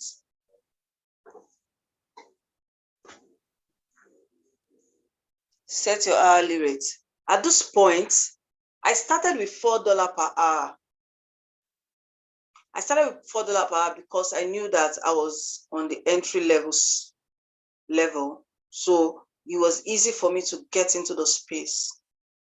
It was easy for me to get into the space. So if you're just coming into Upwork, it is really, it's really going to be dicey for you to set up $10 to $15 per hour. Some people go as putting as $25 per hour, and they'll be crying that, oh, I've been submitting proposals, I'm not getting feedback. How will you get feedback? The client wants to see what you have done before they can commit whatever they are committing into your hands. So if you are just a fresher on Upwork, thank you, Noka. Thank you for helping out. So if you are just starting out on Upwork and you're putting $15, $20 per hour, and you don't have any experience that the clients can look at, how do you expect to make a headway?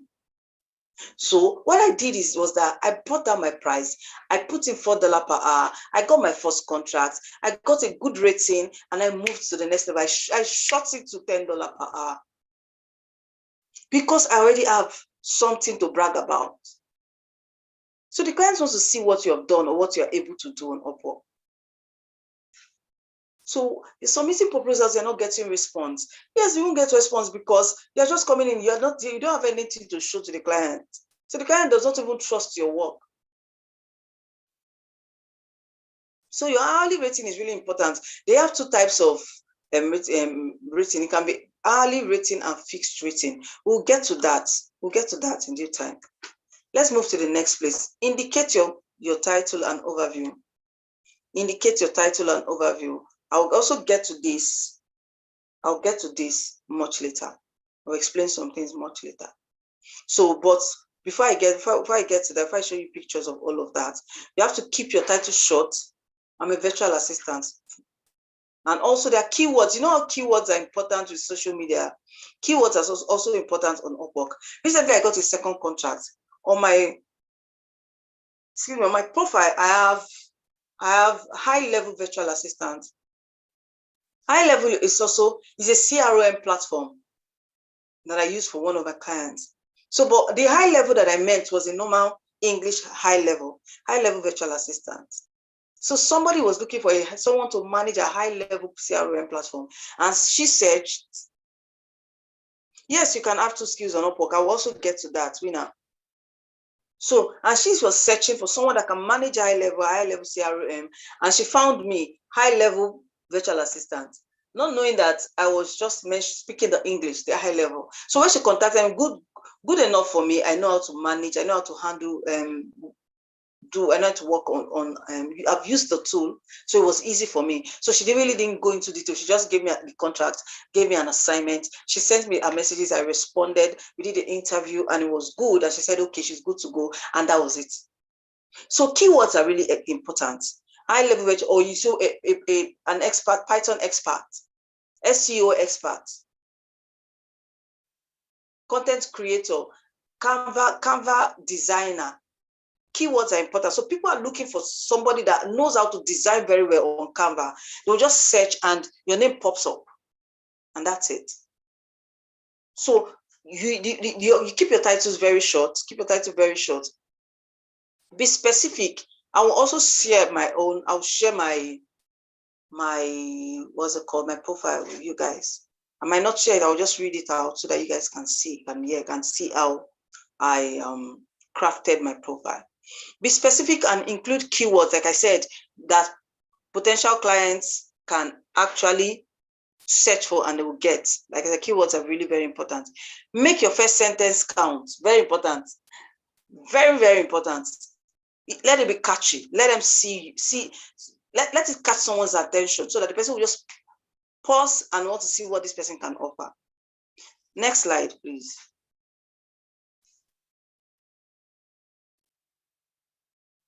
Look at what I have here. Okay, this is when I started. This was what I had on my. If you can see my picture there, that's my name and that's my title.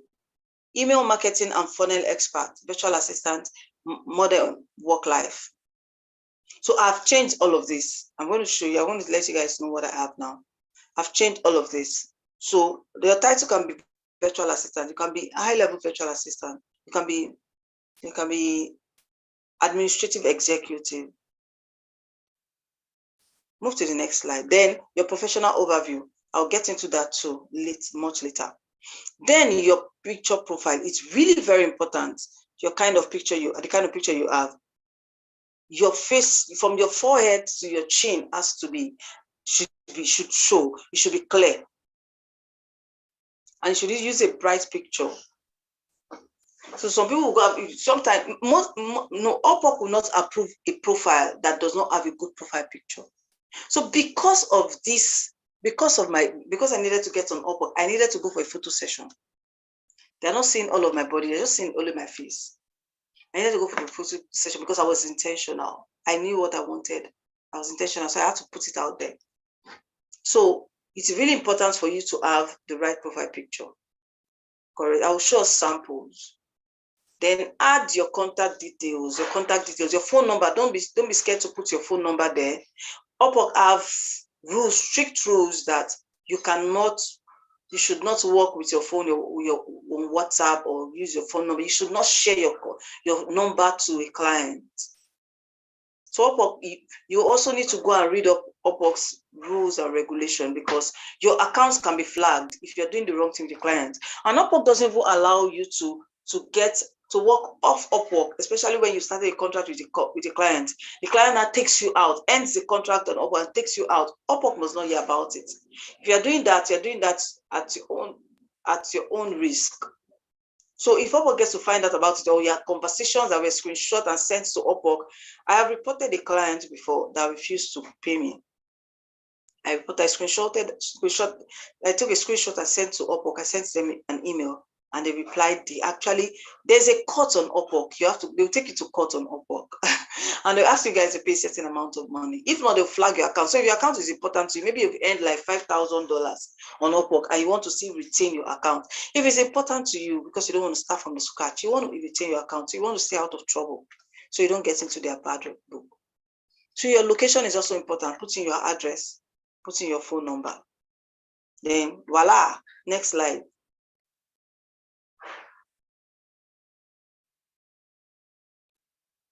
Last slide. Next slide. 12. Preview your profile before submitting.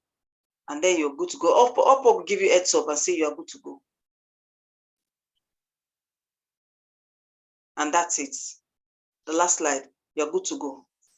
So I'm just going to rush through. I'm going to go back and see if there's anything you want me to talk about, any of the slides you want me to. I'll just talk about it briefly. Somebody's asking a question. Can I have 2 skills on Upwork account? Yes, you can. I started as a social media marketer, but now I am transitioning into blockchain development. That's good. And there's this blockchain app that's, I wanted to, is it Solidity? Who is this person? Winner, do you know how to design? Do you know how to design Solidity? Do you know how to go about Solidity? Let me know if you know how to go about it. I am not so good at it yet, so I wouldn't want to disappoint my clients and have bad review. Should I continue as a social media marketer since I have a grip on it and I have experience? Yes, you can continue as a social media marketer. That's a very good skill. It's really lucrative.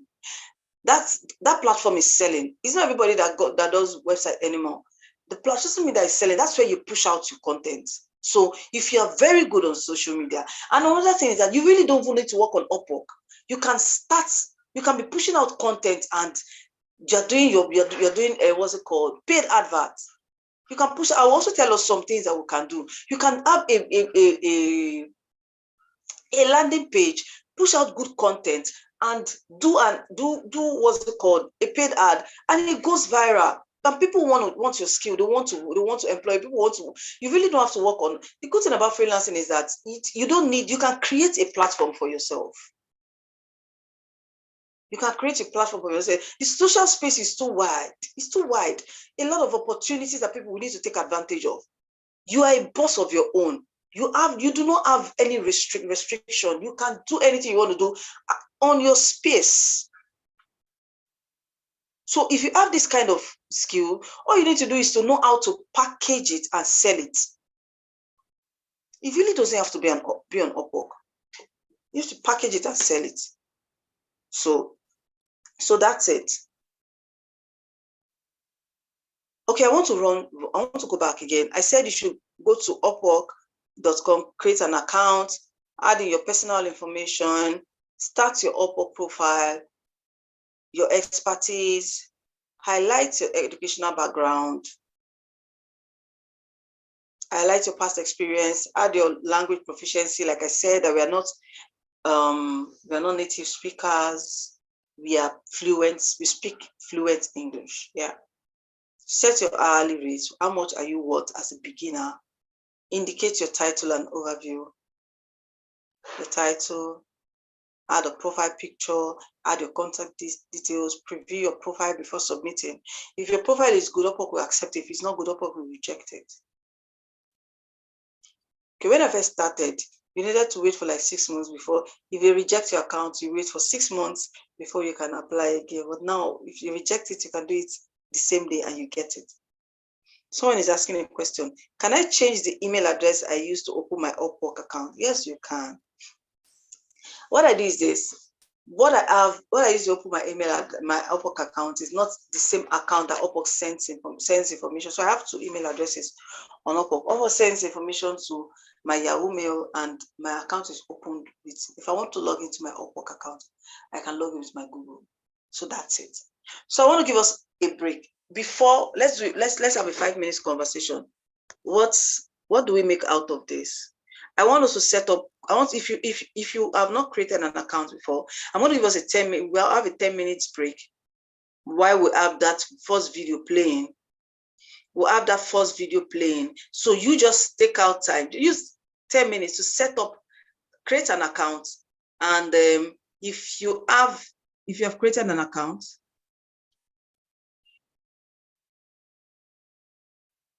If you have created, can you hear me? If you can hear me, let me yes, we can. Okay, if you create an account, if you have created the account, then we'll come back. I will use one person's own as for illustration or demonstration. And we'll take it from there. So, but if you, well, let's just have a conversation for 5 minutes. So if there's something you need me to clarify, no, I'm not going into details. We'll do that at the end of the session. Let me see. I started as a virtual assistant on Upwork, but I want to change my niche to data science as I have gone through training. Is this possible, and how do I go about it? Okay, yes, it is possible. You can have 2 profiles on Upwork. You can work as a customer service person and also a virtual assistant. I'll show you all of that. You can create 2 profile pictures. Upwork allows you to create 2 profile pictures, so you can be rendering 2 different services on Upwork. Yes, it's possible. Please, what's the price range to start with? I started with $4 per hour. And after my first contract, after I got my first rating, I moved. After my first contract, I got my first badge on Upwork. So I'll tell you guys how to go about that. The first badge gives you an edge. So I got my first badge on Upwork. Now I'm on my 3rd badge. 3rd badge, yeah, on my 3rd badge on Upwork. So yes, you can create a double account. So that's it. We will come to this second lesson, but before then, I want us to take out 10 minutes. Let's have a break for 10 minutes. Create an account. I want to work with one person's account. I'm going to be working with one person, using one person's account as a model to explain what we have done and what is yet to be done. Thank you for your time. And if this has been worthwhile, say yes on the chat box. If it has been worthwhile, say yes on the chat box. Hi, Nkechi. Hello? Yes. Okay, just to confirm. So we have questions from the YouTube channel, and Okay. I would want you to, address some of the questions that we have so as not to skip any. So I have a question from Genevieve. She's asking, please, how do you receive payment on Upwork? Yes, I'll get to that. It's through Payoneer. Upwork pays through Payoneer. So I also advise you to create a Payoneer account. It is free. Payoneer is spelled P-A-Y-O-N-W-E-R, Payoneer.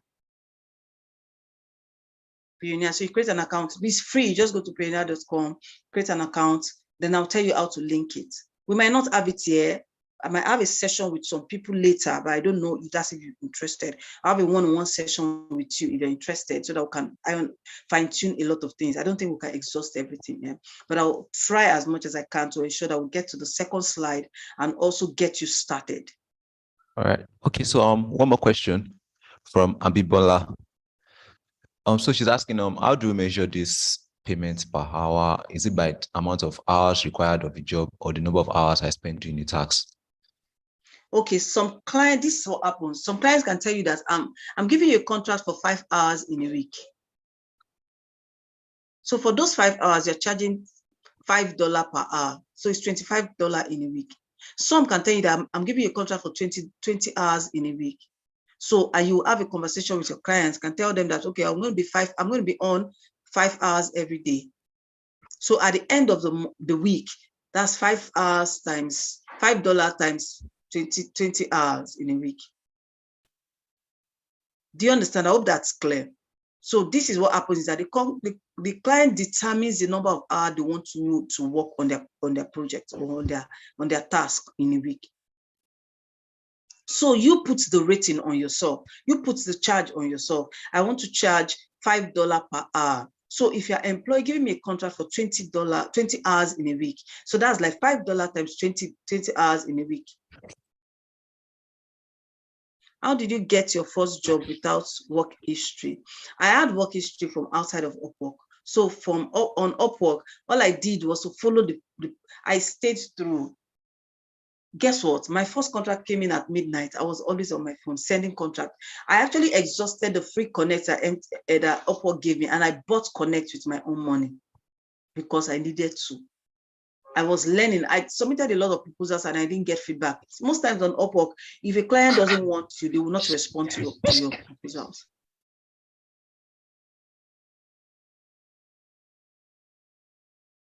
Can we use another payment platform apart from Payoneer? You can put in your dollar. If you can connect your dollar accounts to it directly, that's fine.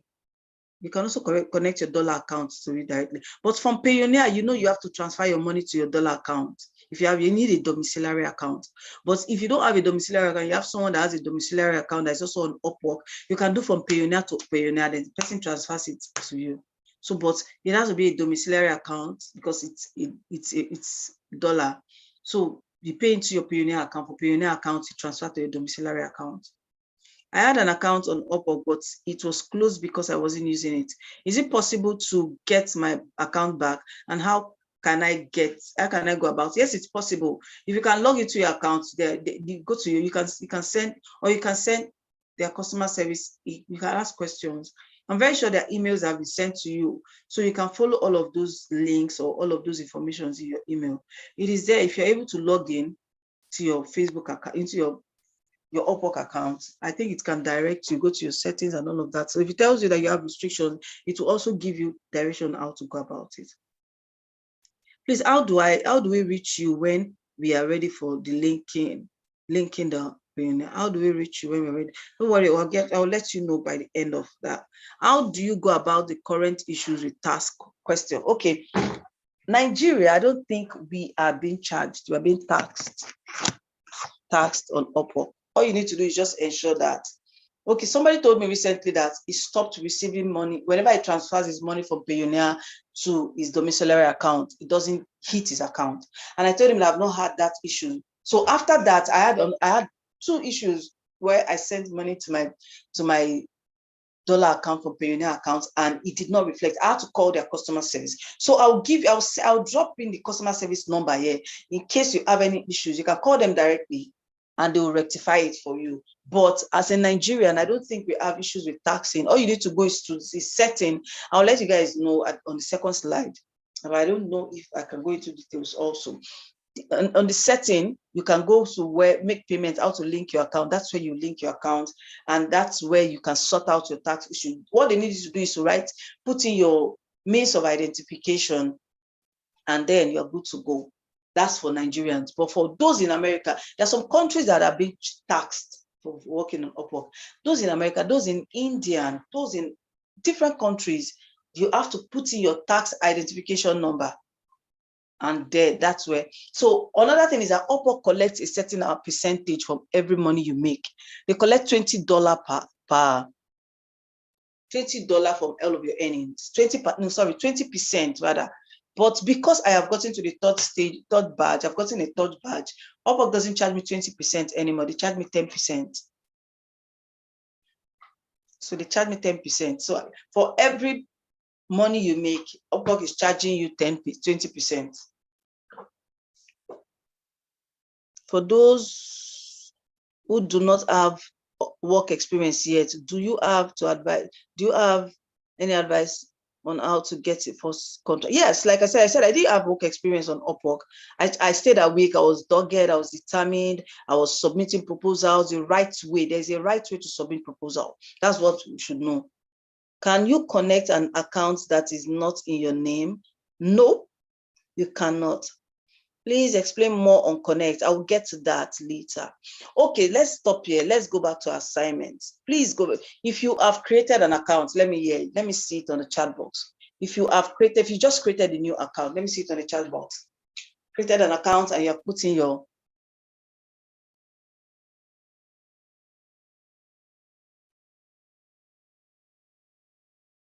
Payoneer works in all countries. That's Upwork's standard of payment.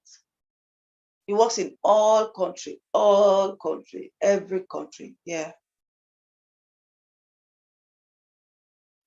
So if you have created an account, let me see. If you are working on creating on your account, let me see.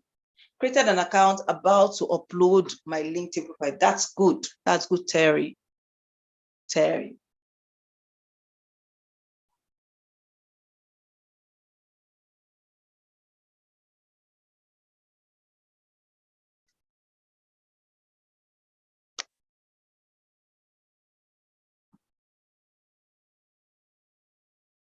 How do you go about the tax issues? From what country? Damilola, I can presume that you're from Nigeria, you're Yoruba. We don't pay tax, kind of. It is charged from everybody on Upwork. Upwork charges them 20%. Everybody on Upwork, they charge you 20%, unless you are if you're growing, it is dropping. But for the issue of task, that is with your country. America and Upwork, America owns Upwork. Upwork, you pay the American government for working on Upwork. You pay if you're from India, and you pay your government for working on Upwork. Maybe Philippines also. But Nigerians, we don't pay our government for working on Upwork. What our government do is that they restrict every means of you making dollars. If they find out that we are making money from Upwork, they might come for us too also.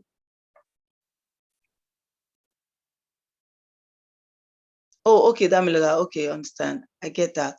So if you are, there is no tax issue. There's no issue with tax. If you're not in the African region, if you're in a particular region where your government is tasking you on Upwork, you have to put in your TIN number, that's your TIN number, tax identification number, to your Upwork. So they will charge you from there.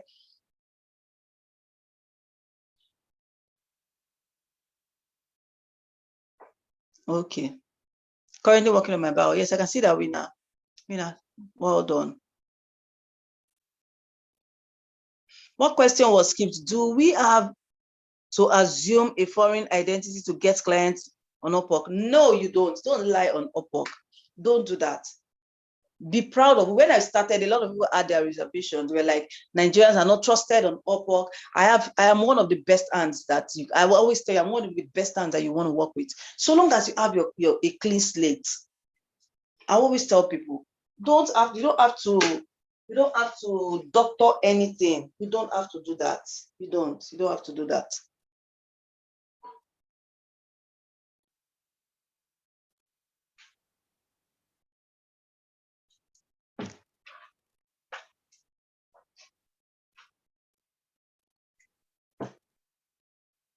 What is the name of the time app that calculates the hourly invested in client's task? Upwork Desktop Online.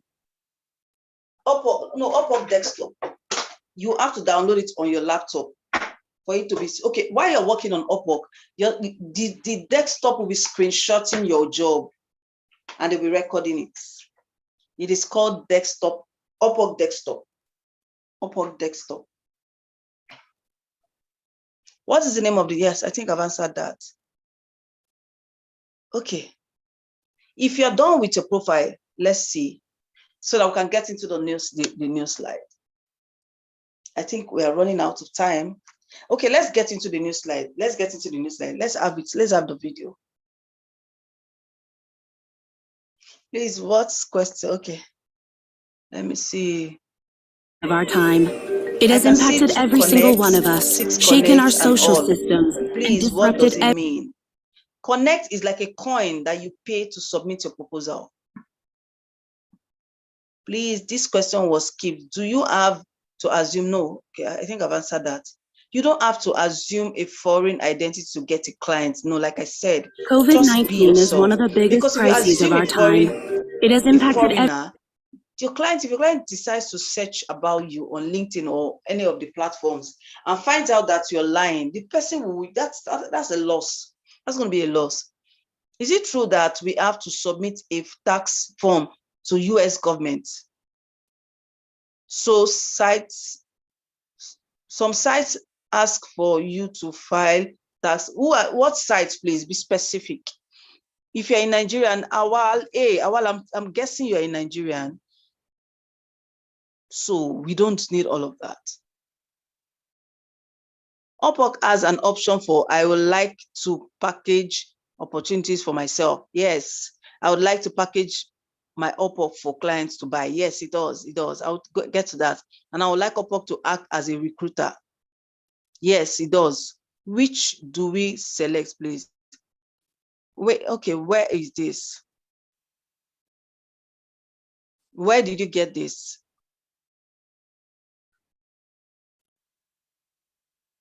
Can I edit my experience on Upwork? Yes, I edit my profile like almost every time. If I have new skills, I change my words, the way I've crafted my words and all of that. Would we be able to update our LinkedIn profile after we have uploaded it on Upwork? Yes, you can update it. Is the resume part, can I describe everything? I don't understand your question, Rawa Shiba. I don't understand the question. Let's get to the second slide. We're running out of time. Okay, if this has been worthwhile, if you're enjoying this session, let me see it on the chat box. If you want me to continue or you want me to draw the curtain here, let me know. Do you want me to draw the curtain here or you want me to continue? Hi, I think we can proceed with the next slide. Okay. Can we do our 9-to-5 jobs? Yes, if you have the capacity, you can. All you need to do to know the time that you need to work for your client. You can. There are people that do their 9-to-5 job. In fact, the idea behind freelancing is for stay-home moms, as it started, that was the idea. Stay-home moms, those that stay at home and all of that. So pandemic came and it shook everywhere. So everybody is now getting on it. Please continue. Okay, let's move to the next slide. Please, can I have the video? I hope this video can play. I sent, because you're playing from Canva, right? I wish you can play the first video, but fine, let's have this one. Should I go ahead?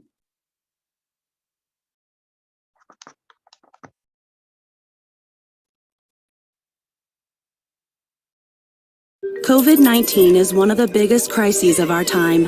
It has impacted every single one of us, shaken our social systems, and disrupted every sector of our economies. The automation of work, combined with the global recession, led workers to lose their jobs at an accelerated pace compared to previous years. And this trend is expected to continue. The ongoing shift in the division of labor between humans, machines, and algorithms might displace 85 million jobs worldwide in the next 5 years, while 97 million new roles, ones that are more adapted to this new task distribution, may emerge. By 2025, companies expect to displace roughly 6% of their total workforce. 1 in 2 workers will need reskilling, and those remaining in their current roles will need to update 40% of their skill set to adapt to the changing labor market. There is a way to collectively benefit from these challenging times.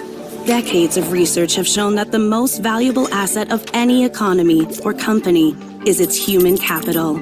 Around the globe, companies are already experiencing a shortage in relevant skills for future roles and are investing in reskilling and upskilling their workforce. By 2025, organizations say they will train over 70% of their employees to ensure they can smoothly transition into the jobs of tomorrow. These include DevOps engineers, artificial intelligence specialists, digital marketing managers, talent acquisition specialists, and customer success specialists. It will take on average between 2 weeks and 5 months for workers to pick up new skills, allowing them to move into these new roles. But data shows they won't need to have the perfect skill set to start transitioning. While 2/3 of employers expect to get a return on investment in employees' reskilling programs within just 1 year, governments will also need to step in to update and fund education and training systems, and to ensure displaced workers have adequate safety nets. With purposeful leadership and collaboration, we can turn this global crisis into a unique opportunity to transition into a future of jobs that is inclusive, fair, and sustainable.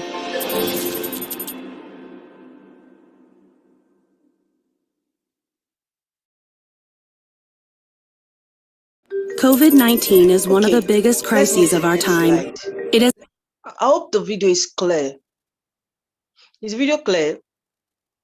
Because of pandemic, a lot of things have changed. A lot of people have lost their jobs, and a lot of people have come into the space, the freelancing space, and automations have taken over the jobs of humans. A lot of things have actually, there is a disruption everywhere. There's disruption everywhere, and people are beginning to sit up. People are beginning to look elsewhere. People are beginning to upskill and reskill. Do you understand? Upskilling is when I work as an accountant. I need to add some skills to my accounting skills for me to be able to learn some tools, for me to be able to work as an accountant on the virtual space. I work as an accountant and I need to learn how to use QuickBooks online for me to thrive in the space. To reskill means, okay, I work as a data entry person. In the next 5 years, data entry will phase out. What is the next skill that is taking over from data entry? Data analytics. So what are the skills that are required for me to become a data analyst? Do you understand? So companies are beginning to train their staff to take over, to leverage, to add value, to increase, to get them ready for the shift. And companies are going to lay off staff because the workspace is becoming smaller and smaller. The physical space is becoming smaller and smaller. I learned that if you are in abroad, like America and US and all of, and the UK and all of that, they don't have big, you know what we have in Nigeria? They have big Zenith buildings, as in bank buildings. They don't have all of that. Maybe they'll have a small office for banking activities, and they have people working in different areas in their homes and all of that, connected through the internet in one space, one virtual space. So what are we saying in essence? The times have changed. A lot of things have shifted. A lot of skills are required. What are those skills that are required for me to thrive in my own niche, in my own field? So those are the things that we need to look at. Let's recap.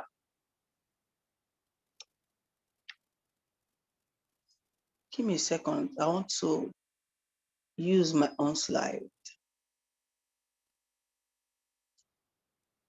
Let's recap. What have we done so far? What have we done so far? Purpose. We've kickstarted a freelancing career. We started by introducing freelancing, and specifically on Upwork. There are other platforms. Like I said, they have over 70 platforms where you can carry out your freelancing activities. And we talked about freelancing being irregular job. It's a regular job that we do, but it's just that we do it at the confines of our own home and with the aid of technology, the internet. You have to be connected to the internet for you to do your job. Have to be connected to the internet to do your job. So what else have we learned? Embracing the future of work. Yes, like I said there's need for us to have the right skills. There's need for us to understand that the times have changed. I need to add value. I need to build myself. I need to learn this particular skill. You guys are very, should I say, blessed for the kind of skills that you have been taught, you have learned so far. Those skills are demanding. They're demanding in the market. A lot of them are demanding. UI UX is selling like wildfire. So I know of someone, there was a pastor that I met, he said his wife left a banking job and she's working for someone in America, UI UX. There are different sites to where we can submit proposal and all of that. So freelancing onboarding blessing too. Yes, I said Upwork and the number of jobs posted. I said they post over 10,000 jobs on Upwork daily. And you know, when we talked about embracing the future of work, we also used the US as a case study. Now, in the next 5 years, the number of freelancers would have increased, but they will still not be up to 50% of the total workforce in the US. So the space is still vacant for you. Though it's competitive, it's still vacant. You can still get in. Daily available jobs on Upwork. How to set up your profile. So if you have done your profile, let us review your profile. If you have done your profile and you are sure that you did the right thing, let me see what you have on the chat box. Let me see your let me see some. Just write a comment on the chat box. If you were able to craft out a good profile, let me see. Who wants me to use his or her profile as a case study? Okay, someone said it's talk at experience. Okay. Who else? Did we try it out? Or is it too technical? Is it something that is not? It's not. Okay, winner. Can you copy your profile and put on the chat box? Copy it and put on the chat box. Let me see. I don't want those that already have account. Those are just created account now.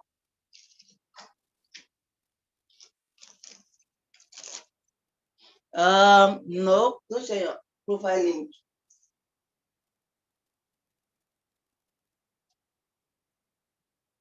Nope. I want to, let me use Rina as a case study. Rina, let's have your, if you can copy it and put on the profile, can you please explain briefly on purpose? I will get there. I'll get there. Don't worry, I'll get there. So I want us to run through the second slide, then I'll get to question again, and I'll also explain some things. Rina, are you there? While we're waiting for Rina, number one on this slide, I'm talking about profile, proposal. Who is this? I already have an account. Can I share? No. Can you please explain? Oh, I said I'll get there. I already got an email from Upwork and I have connect. I'm very sure you have 50 connect that are expiring soon. No, if you just connect, if you just got an email from them, you're supposed to have like 50 connect and they can expire soon. Can I share my screen instead? Okay, Rina, you can share your screen. Let's see. Do you have that? Are you on the?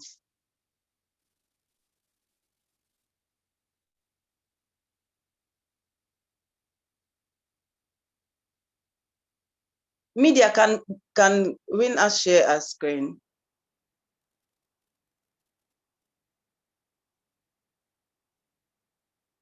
Can she get sharing access? Okay, can you share a link to the profile, Rina? What? Can Rina share a link to the profile? You can share, right? Okay, Rina, go ahead, try to share your screen.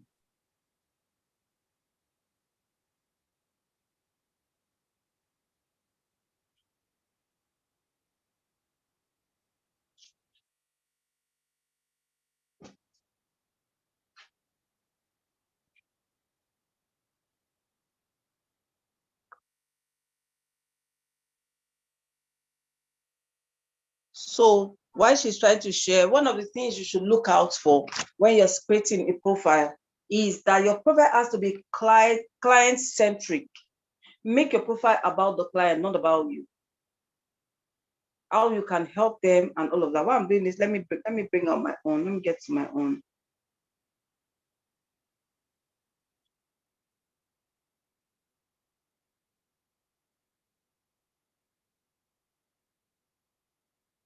I'm coming. Just I want to get to mine and also bring out mine and shoot and say something, cite out some things.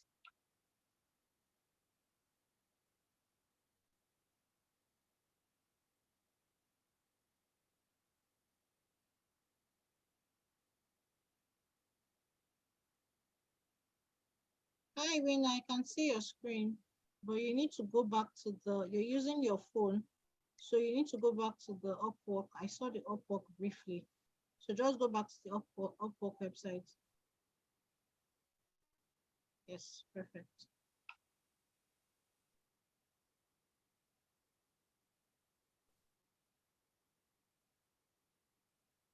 So we need to see a preview of your profile. We can see the create an hourly rate. So let's see a preview of your profile.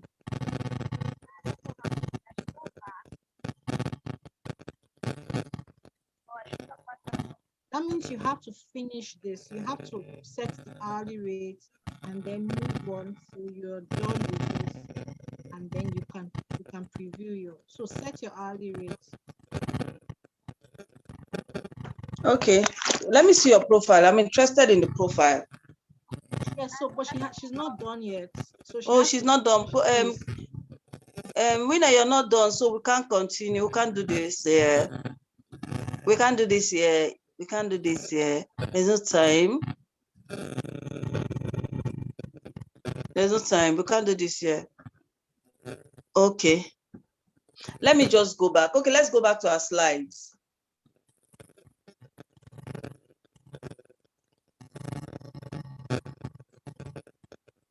Can you hear me?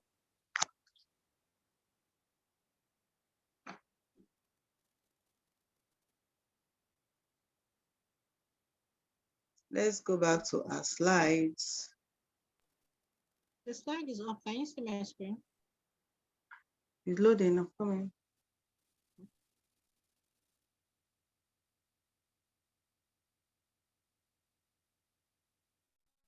So like I said it has to be client-centric. Your profile has to be client-centric. There is the need for you to have a professional profile essential to your job success on Upwork. It's really important. It has to be client-centric. It's not about it's not it is what's not about me, what I have done and all of that. It is what I can do for you. What I can do for you. That's the language. That's what we should use. So I'm trying to bring out mine so that sorry,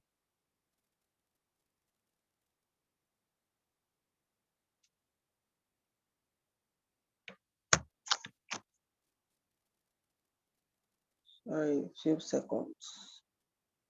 So it's about the client, it's not even about you. So you're selling yourself to the client, telling the client that I can help you do this, I can help you do that. No, we are at profile review. Profile review. That's after that. Yes, can you see the screen now? It should be client-centric. It's not about you. I want to read out my profile. So just pay attention to it. Pay attention to my profile. So when you are submitting a proposal to a client, you're making the client understand that, yes, I have these skills, but I can help you. I can deliver. I can help you with your job. I can take the risk off you. My profile is really very long. I've edited it like 1001 times.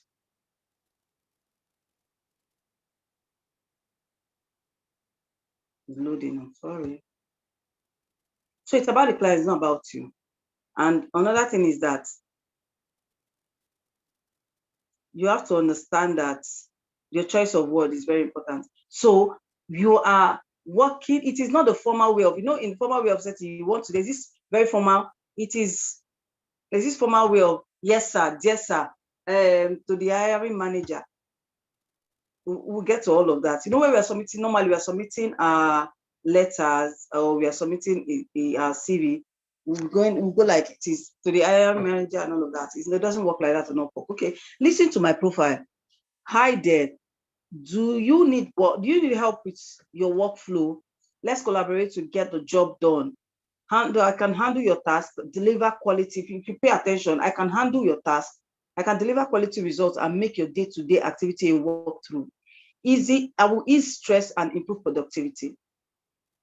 As a confident administrative assistant, executive rather, I provide high-level support for organizations with over 6 years of experience in assisting clients, both remotely and physically.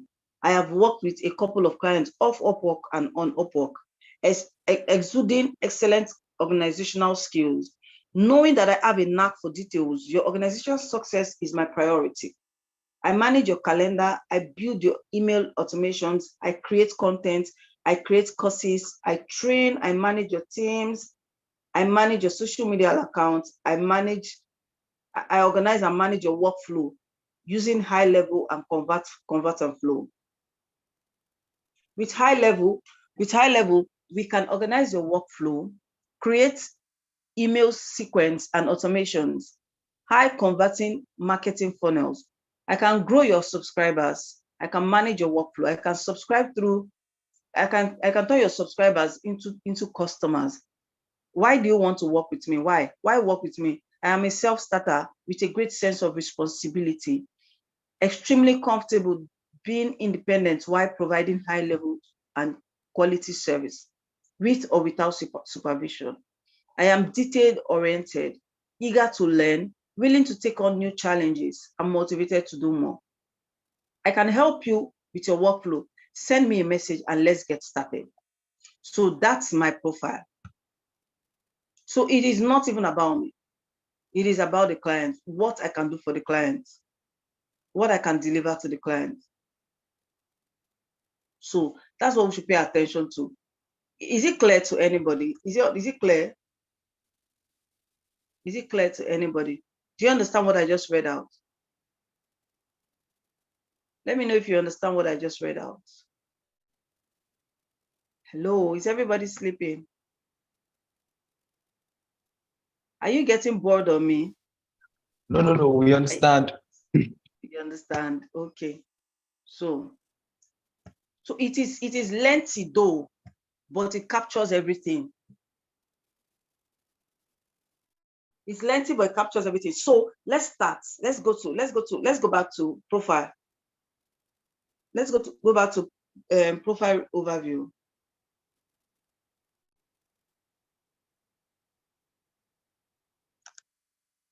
Yes, your title must be very clear. So this is those people that have been asking questions about proposal and all of that. Just pay attention. We'll capture everything here. Your title must be very clear.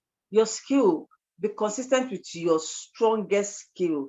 I am a content creator. I am a social media marketer. I am a videographer. Be very strong or consistent with your strongest skill. Push it out. Like someone said that she's doing a transition into tech, but she has a strong, what's it called, skill in virtual assistant, as an administrative assistant. So push out that, push it out to the lab. Those are the skills that you push out. I can create courses, I can train, I can manage your calendar, I can do email automations. Push out those things that you know you can do. And leverage all profile sessions. All profile session, take advantage of all profile session. Don't leave anything blank. Don't leave it blank. All profile session, the title, the work history, and all of that. Take advantage of it. Completeness. Ensure your profile is complete. When I did my profile, it was about 80% completed. Then I went back. No, the first time was 100% because I filled everything. I got 100% completed. Upwork will tell you that your profile is 100% completed. Proofread and update regularly. Ensure you proofread what you wrote, and correct your mistakes. Also look for a better way to improve yourself. I changed it several times. Now look at profile picture. Remember when I told you people about the next slide, please. I told you people about profile picture, the kind of profile picture that you should have. Next slide, yeah. So the first one, it should be like the first one, not the second one. You can see the second one has something like the watermark there. The third one, the head of the lady was cut off. So let it be like this, the first one. Next slide, please. Element of a good proposal. Pay attention to this. This is a secret that a lot of people do not know. How do I write a proposal? Why are they not paying attention to my proposal? This is where you should pay attention. You are trying to start a conversation, not a deal. You are trying to start a conversation and not a deal. In other words, you are bringing something to the table. They are important. If I finish a task for my client tells me thank you. Most of my clients, they tell you thank you because you're offering a service to them. So you are starting a conversation. It's not a deal. Get response first and then discuss the project further. Okay, this is it. There are three steps to take to writing a good proposal. 3 steps to crafting out a good proposal. You can take a screenshot if you wish. Start with a brief introduction. Grab their attention. Start building rapport. Start with a brief introduction. Hello. I just read, my name is NK. I just read your proposal. I just read your job posting. And I can see that you have, okay, let me finish with this and I'll craft out a very short proposal for you. Grab their attention, start building rapport and show you have read the job posting. Prove you can do the job, e.g. social media manager, screenshot, you send the screenshot of a great post that you've done. The marketer, example of the funnels you have built. A lawyer, example of the contract that you have proofread before and after. The third one is a clear-cut call to action. Sample, you can ask a question about the project or invite the clients to a brief call to discuss further. What do I mean? Let me craft out a good proposal. Hello, I just read your job posting. Pay attention, please. Hello, I just read your job posting, and I can see that you are looking for a social media marketer. I've worked with quite a number of clients in this aspect, and this is what I've done. I have created this, I have done this, I have done this, I have done this. And I can see that this is what you're looking for. I can actually help you with this. I can help you with this. I can help you carry out this assignment. Let me know that your call to action. Let me know when you are available to have a conversation. I would like to know more about this project. Thank you, NK. Very brief. It is not a long letter. So who will write, dear hiring manager, my name is, I have worked with it doesn't a contractor. It doesn't work that way on this platform. Next slide, please. Is this clear? Before we move to the next slide, is this clear? I know a lot of us have been having issues with proposals. Is this clear? Let me hear if it's clear on the chat box.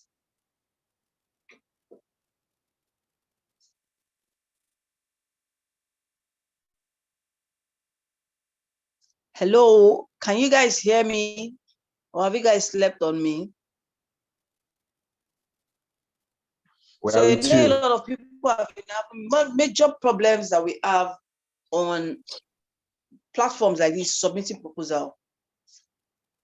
So your proposal should be very brief. Like I said, start with a brief introduction. Start a rapport, a conversation.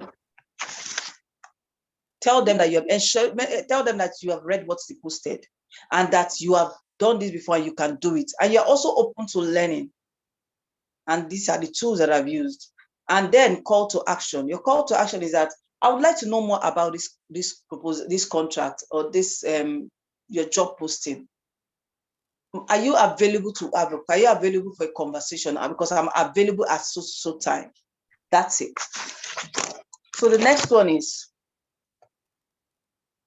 portfolio. These are different aspects of your Upwork platform profile. Portfolio. Tell a story for each services you have rendered. So, okay, you have worked outside of Upwork. This is a place to explain yourself. So think differently. Think about it differently. This is a place to express yourself. I have worked on Upwork. I've been a social media marketer, and this is what I've done. That's your portfolio, and that's where you put your different pictures and different things that you have done. Upwork gives you that platform to sell yourself. Update your profile regularly to reflect your skills. Leverage on your portfolio. Leverage on your portfolio creativity by using screenshots, samples of your job and testimonials, what you have done outside, what people have said about it. Tell a story about it. Next slide. There's a place for testimonials and projects. Project catalog is a future-rich browsing experience on Upwork. Freelancers can craft up to 20 defined projects. That what you have done, what you want to sell, 20 defined projects, each with a set. Okay, on this platform, this is where you have opportunity to sell. Okay, maybe you have design on Canva. You can say, I can design 20 thumbnails for $100 at this particular time. Upwork will help you sell it to a client that needs someone that wants to buy thumbnails. I can organize your meeting for you on Zoom at this particular amount. More like what Fiverr does, but Upwork gives you an opportunity. That is an aspect that is added to the normal job that you do on Upwork. So you can have a contract and also be selling this. The testimonials that you see in a freelancer's work history are testimonials of feedback from clients that they've worked, or maybe outside of Upwork or on Upwork. You see, you guys can get testimonials of feedback from people that you've worked with. You put it on Upwork. Those are the things that you do as a fresher. so that you can get a client to view your page. The next one is how to get paid. People are always asking, how do I get paid on Upwork? Next one, others. How do I get paid on? So this is where I'm wrapping up. How do I get paid on Upwork? Go to Payoneer. Create an account to Payoneer. Then go to your Upwork setting. Then you will be directed on how to link your Payoneer account to your Upwork. It's there. It's very easy. It's user-friendly. Clients review to others. Yes, your review, what clients give you is really very important. It's really very important. What at the end of your job, your contract, what your clients write for you is really very important. I've done some. I'm on my 7th contract, and all of my reviews are superb. 0 to 10 proposals. Can you guys hear me? We are between KJ. We can hear you. Okay. I just want to be sure. Okay, proposals. People have been talking about proposals. 0 to 10 proposals. You can have 0 to 10 proposals on every contract, every job contract.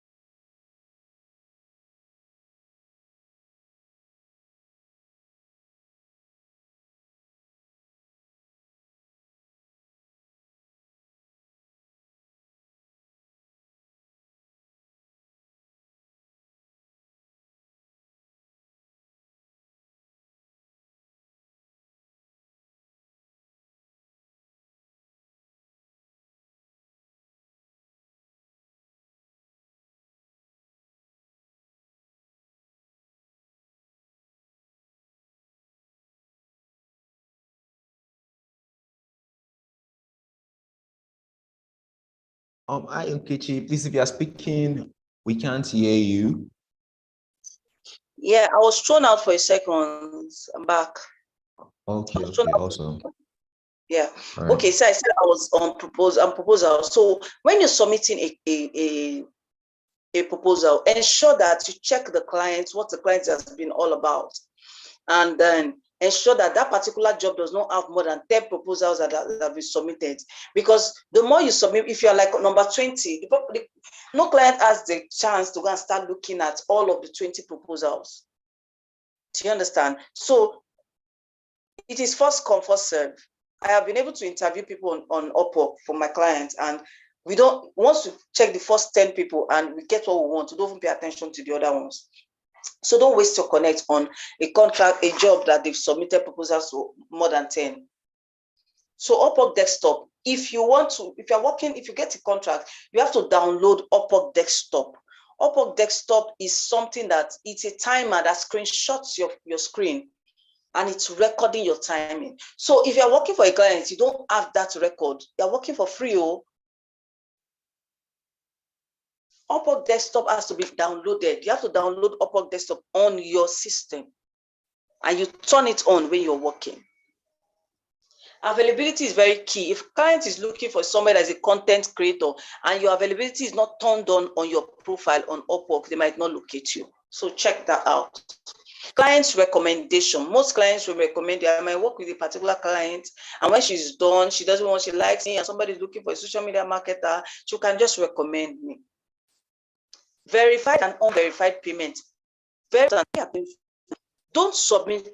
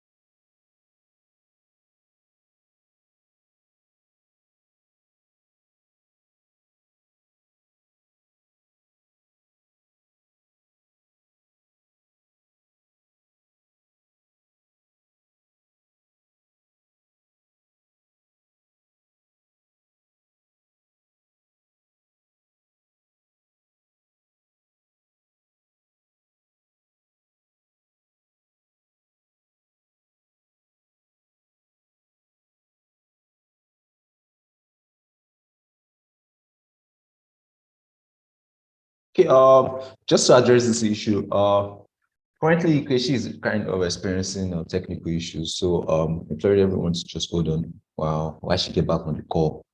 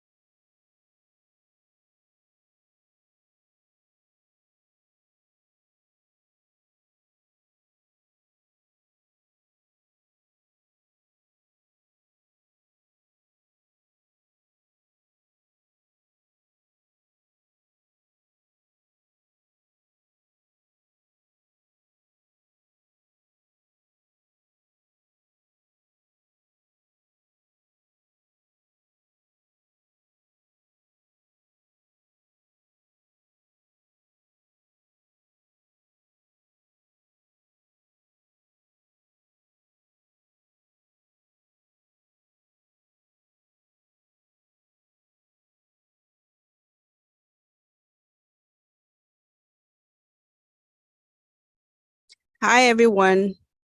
Apologies for all the technical hitches.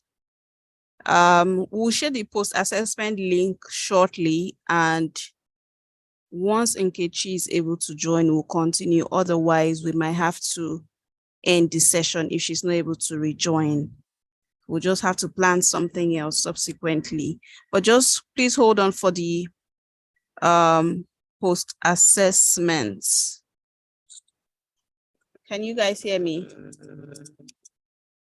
We can hear you. Okay, thank you. Hello, guys. Okay, I'm back. I think the network is Oh, okay. good. Great, Network is great. good. So I think we're going to wrap up very soon. I really don't know Yes, what the challenge please. is. Then let's wrap up very soon. So I'm just touching other things that we need to pay attention to that are very important. So I talked about verified and unverified payment. That's where I was before I went off. So you don't submit proposals to clients that are unverified. If they are not verified, don't submit proposals, because most of them are scammers. What it means, verified payment means that this particular client has signed up on Upwork and they have their card connected to Upwork's account. So if they are not verified, after you carry out the job, they don't get to pay. They defraud you, they don't get to pay you. So that's very key. Readiness to test. Readiness test is a test that you take on Upwork. It shows how your level of how you understand the platform. Do you understand? Am I communicating, please? Hello, can you hear me, guys? Can you guys hear me? Yes, we can. Okay, readiness test is a test that you take that helps you to get the first badge on Upwork.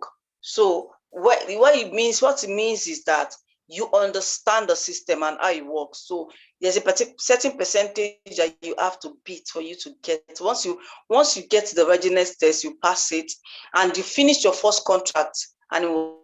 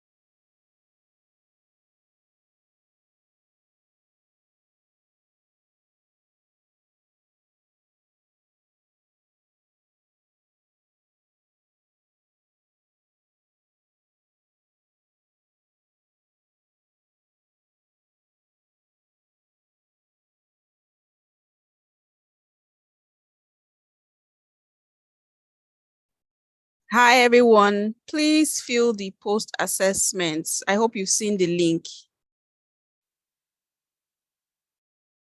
I know the time is fast spent, but please quickly fill the post assessments.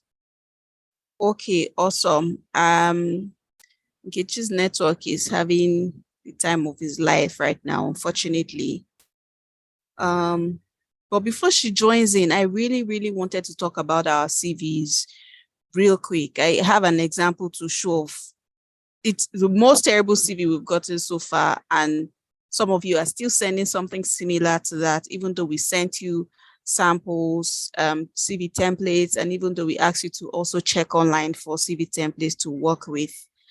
And then I also wanted to show you what your CV looks like when you save it, if you upload it wrongly saved, and how difficult it is for us to find you. Okay. Nkechi is still not back. If I could share my screen real quick, that would be very helpful. Okay. Yeah, Missy, can you hear me? Okay, thank you very much. Ladies, please, I want to show you something that we received. I've tried to hide this person's name so that you can't see who it is, but can you see my screen? Okay, guys, I think network is not interested in this, in the last part. Okay, hi. Yes. Okay. So let's just four items. Let me just run through. Okay. I talked Okay. about job success, hourly rate,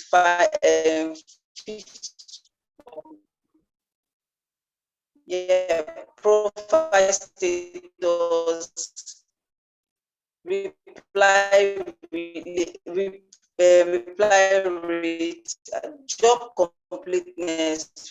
These are things that they are not really important at this level. So if you can do a video introduction, also do a video introduction, which is very important. In conclusion, we talked about you have to stop complaining and focus on important things and all of that. So these are the things that all you need to put in to grab some things aside the network going haywire and all of that. So, but if you have any other questions, I don't know, maybe Noka can, I don't know how we can go about it, but I think this is pretty much everything that you need to know. Thanks so much, Nkechi. I think the first thing we need to do is get your social media handles. How do we go about the first of question all. and answer session? I can see that the network is also going. Can you hear me? Nkechi, can you hear me? Can anyone hear me?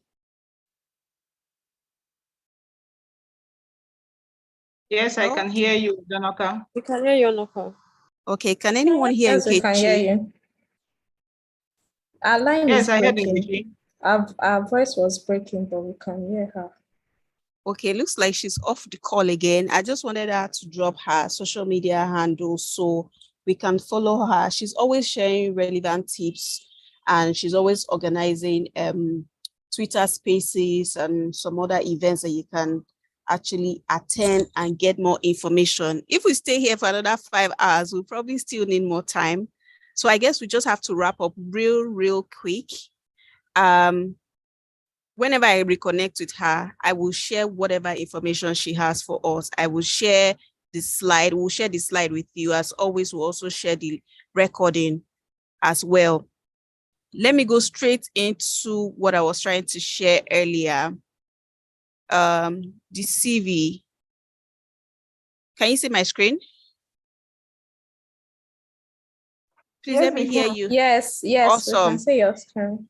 You guys, this is the CV that somebody sent. I just replaced the name and surname, phone number, and address so that you can't see the actual person, but somebody, a fellow, sent me this.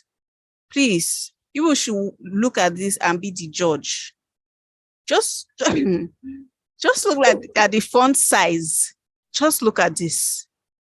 Look at this, look at this, look at this. This is a CV that one of your sisters sent to me. How exactly is any employer going to hire you with a CV like this? You know this will not work, right? No, you guys should be the judge. Will this CV work? Please, I want to hear feedback. I want to see your messages. Will this CV work? It will not work. After all the shouting, it's just not fair. Please, if this is you, Not at all. if this is you, dearly, please, this will not work. If you send anything that looks like this, especially if it's on Word format, this cannot work. There's no magic. This is just one. The second thing I wanted to share, let me see if Nkechi's on the call. She's not on the call. Is what your CVs look like when you upload it to us. I hope you can still see my screen. So if you see The last CV was sent yesterday at 2:05, but if you see all these other CVs, you see it starts with numbers. This is what I was talking about, 000 167 16.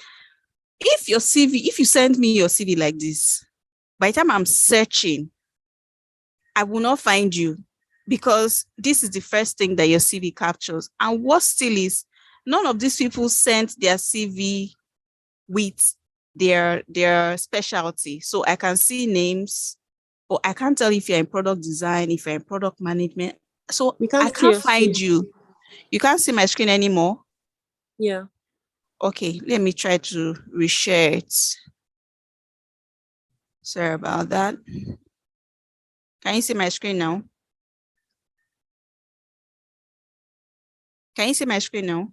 Sure, No. sure, we can. Thank you. Yes, I can yes, see it. yes. So. Okay, so I was saying that this is where we collect, when you upload your CV, this is where it comes to. This is where I come to extract CVs. And if you look at some of these CVs, you see they start with numbers. This is what I was trying to tell you guys on the Teams group. I cannot find you if your CV is saved like this. I cannot. And what still is, people are sending me CVs with just their names. Look at this one now, 476694 Angela Uba. Are you in software development? Are you in product design? I do not know.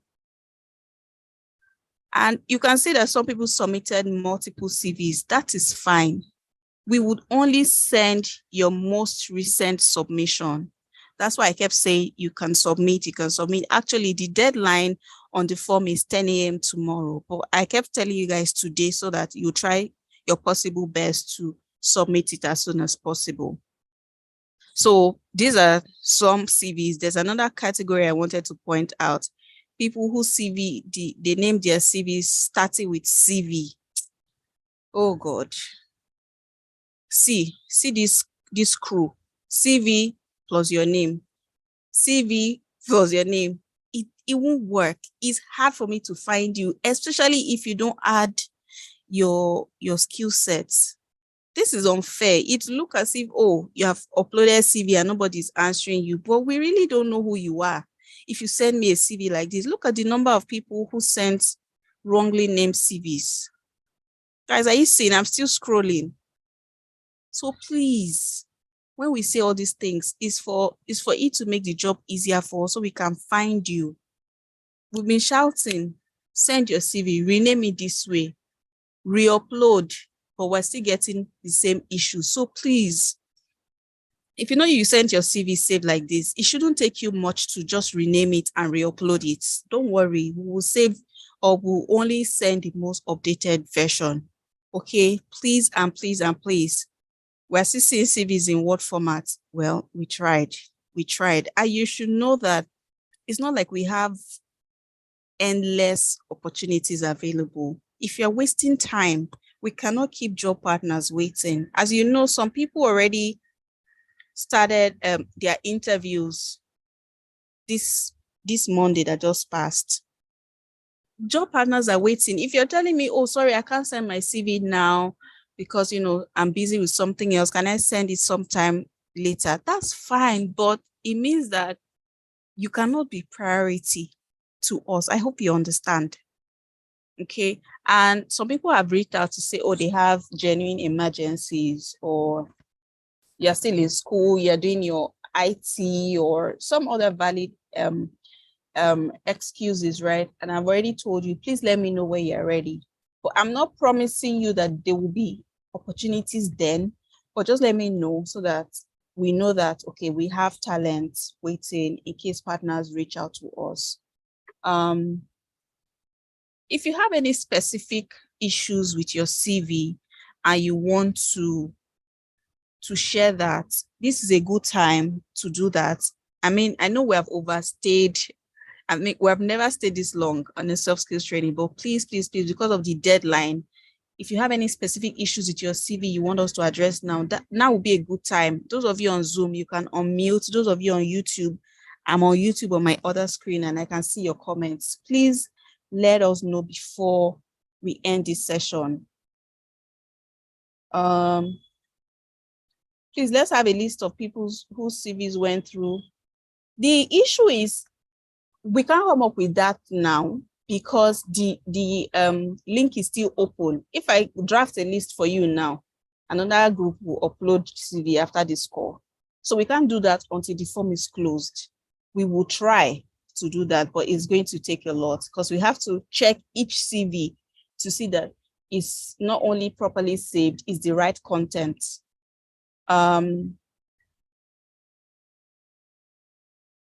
Okay, there's also something you should know, like I mentioned earlier, not everyone who started the program will graduate. I don't have the exact details, but all of you know all the assessments you're supposed to have been submitting, all the class attendance you're supposed to have. There's a minimum requirement that only the Women Techsters team and the instructional design team will come up with. Now, it's based on these requirements that we can give you internship opportunities. It's not going to be fair for us to be giving opportunities to people that have dropped off the program, but they are still active on the Teams group. Because there are people like that. I've seen a lot of CVs, and these are people that have dropped off. They stopped attending classes maybe 2 months ago. It's unfair. Okay? Just know that not everybody will get these opportunities, but what we can promise you is we'll try as much as possible to get you into interviews. We can't force the job partners to hire you. You know, we can't do that. So we'll try our best to prep you as much as possible, give you opportunities as much as possible. And also to add, we have like 2 banks that we're about finishing conversations with. They want to hire in Lagos. Their requirements are you have to have a first class or 2-1 degree. That means you have to be a graduate. You have to be below 28. You have to have studied a STEM degree. One of the banks wants people who have studied STEM degree. The other bank doesn't mind. Yeah. So these are other options coming up. They're not ready yet, but if you fall in this category and you haven't gotten an internship yet, feel free to chat me up on Teams. So I'll just take notes. In fact, you don't have to do that. Once the opportunity comes, I'll put the announcement so that instead of me going to search through all the 900 plus CVs, you can just let me know and we'll just extract your CV and push it forward. I'm not seeing more questions. If I can't see more questions, then we can probably end this session. Sorry, is there any question I'm missing? Please let me know. Let me know. We are ready to end the session. Oh. Okay. Looks like there is no more question. If there's any new updates, we will share with you via email or through Teams. Please always check your Teams. Okay, and for all the people saying, oh, I just found out that we're supposed to submit CVs today. Well, you have till 10 a.m. tomorrow to send me your CV. Please and please, we'll be expecting that. All the best to everyone that has had interviews so far. All the best to everyone that has started their internship. Please make sure you find a way to rewatch your class videos. It doesn't mean you have graduated though, because you've got an internship. Try to do assessments as much as possible so that you will graduate. You actually get the certification, okay? And don't think that, oh, because I've got an internship, I can just drop off like that. No. The certificate is the proof, is the evidence that you went through this fellowship. Please, it will come in handy. It might not be now, it will come in handy. So please do whatever it is that you need to do to get your certificates. I don't think so, Noka. What's the question, Terry? Terry, please, you can unmute. I don't get your question. Okay, you asked you asked if you missed any question. I told you I don't think so. Oh, okay. Thank you very much. I think that will be all for today. I hope you had a fantastic session. If you want us to have another session with Nkechi, let me know. We'll have to rebook again because, I mean, she's hot cake, as you've noticed. We'll have to rebook for another time. But please try to locate her on social media. We'll try to share her link, her profile with you. She's always sharing relevant stuff, okay? See you next Friday. We'll be talking about entrepreneurship. See you next Friday. If you have any questions, anything you need to clarify, please let me know on Teams. And please do well to post about this session on social media. Please, please, please do that and tag Nkechi. Someone is raising her hand. Please go ahead. Yes, sorry, please. Hi, Janaka. Good afternoon. Good afternoon. Who's speaking? It's Elian. My name is Elian. Okay. Hi, Elian. I actually sent you a message on Teams, but I'm not sure you've seen it. I just wanted to ask Where did because you I send sent it? You people were sending me message during soft skills training. This morning. It's concerning the CV title.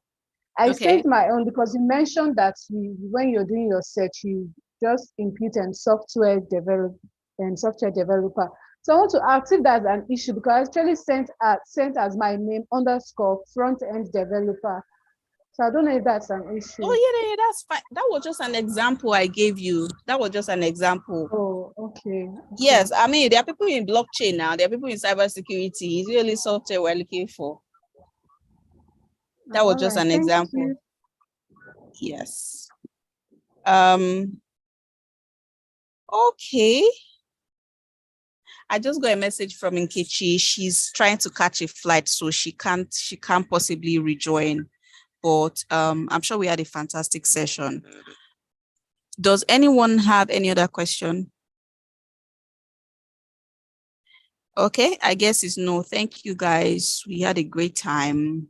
I wish you all the best in all your internships and graduation and everything. See you next week. Bye.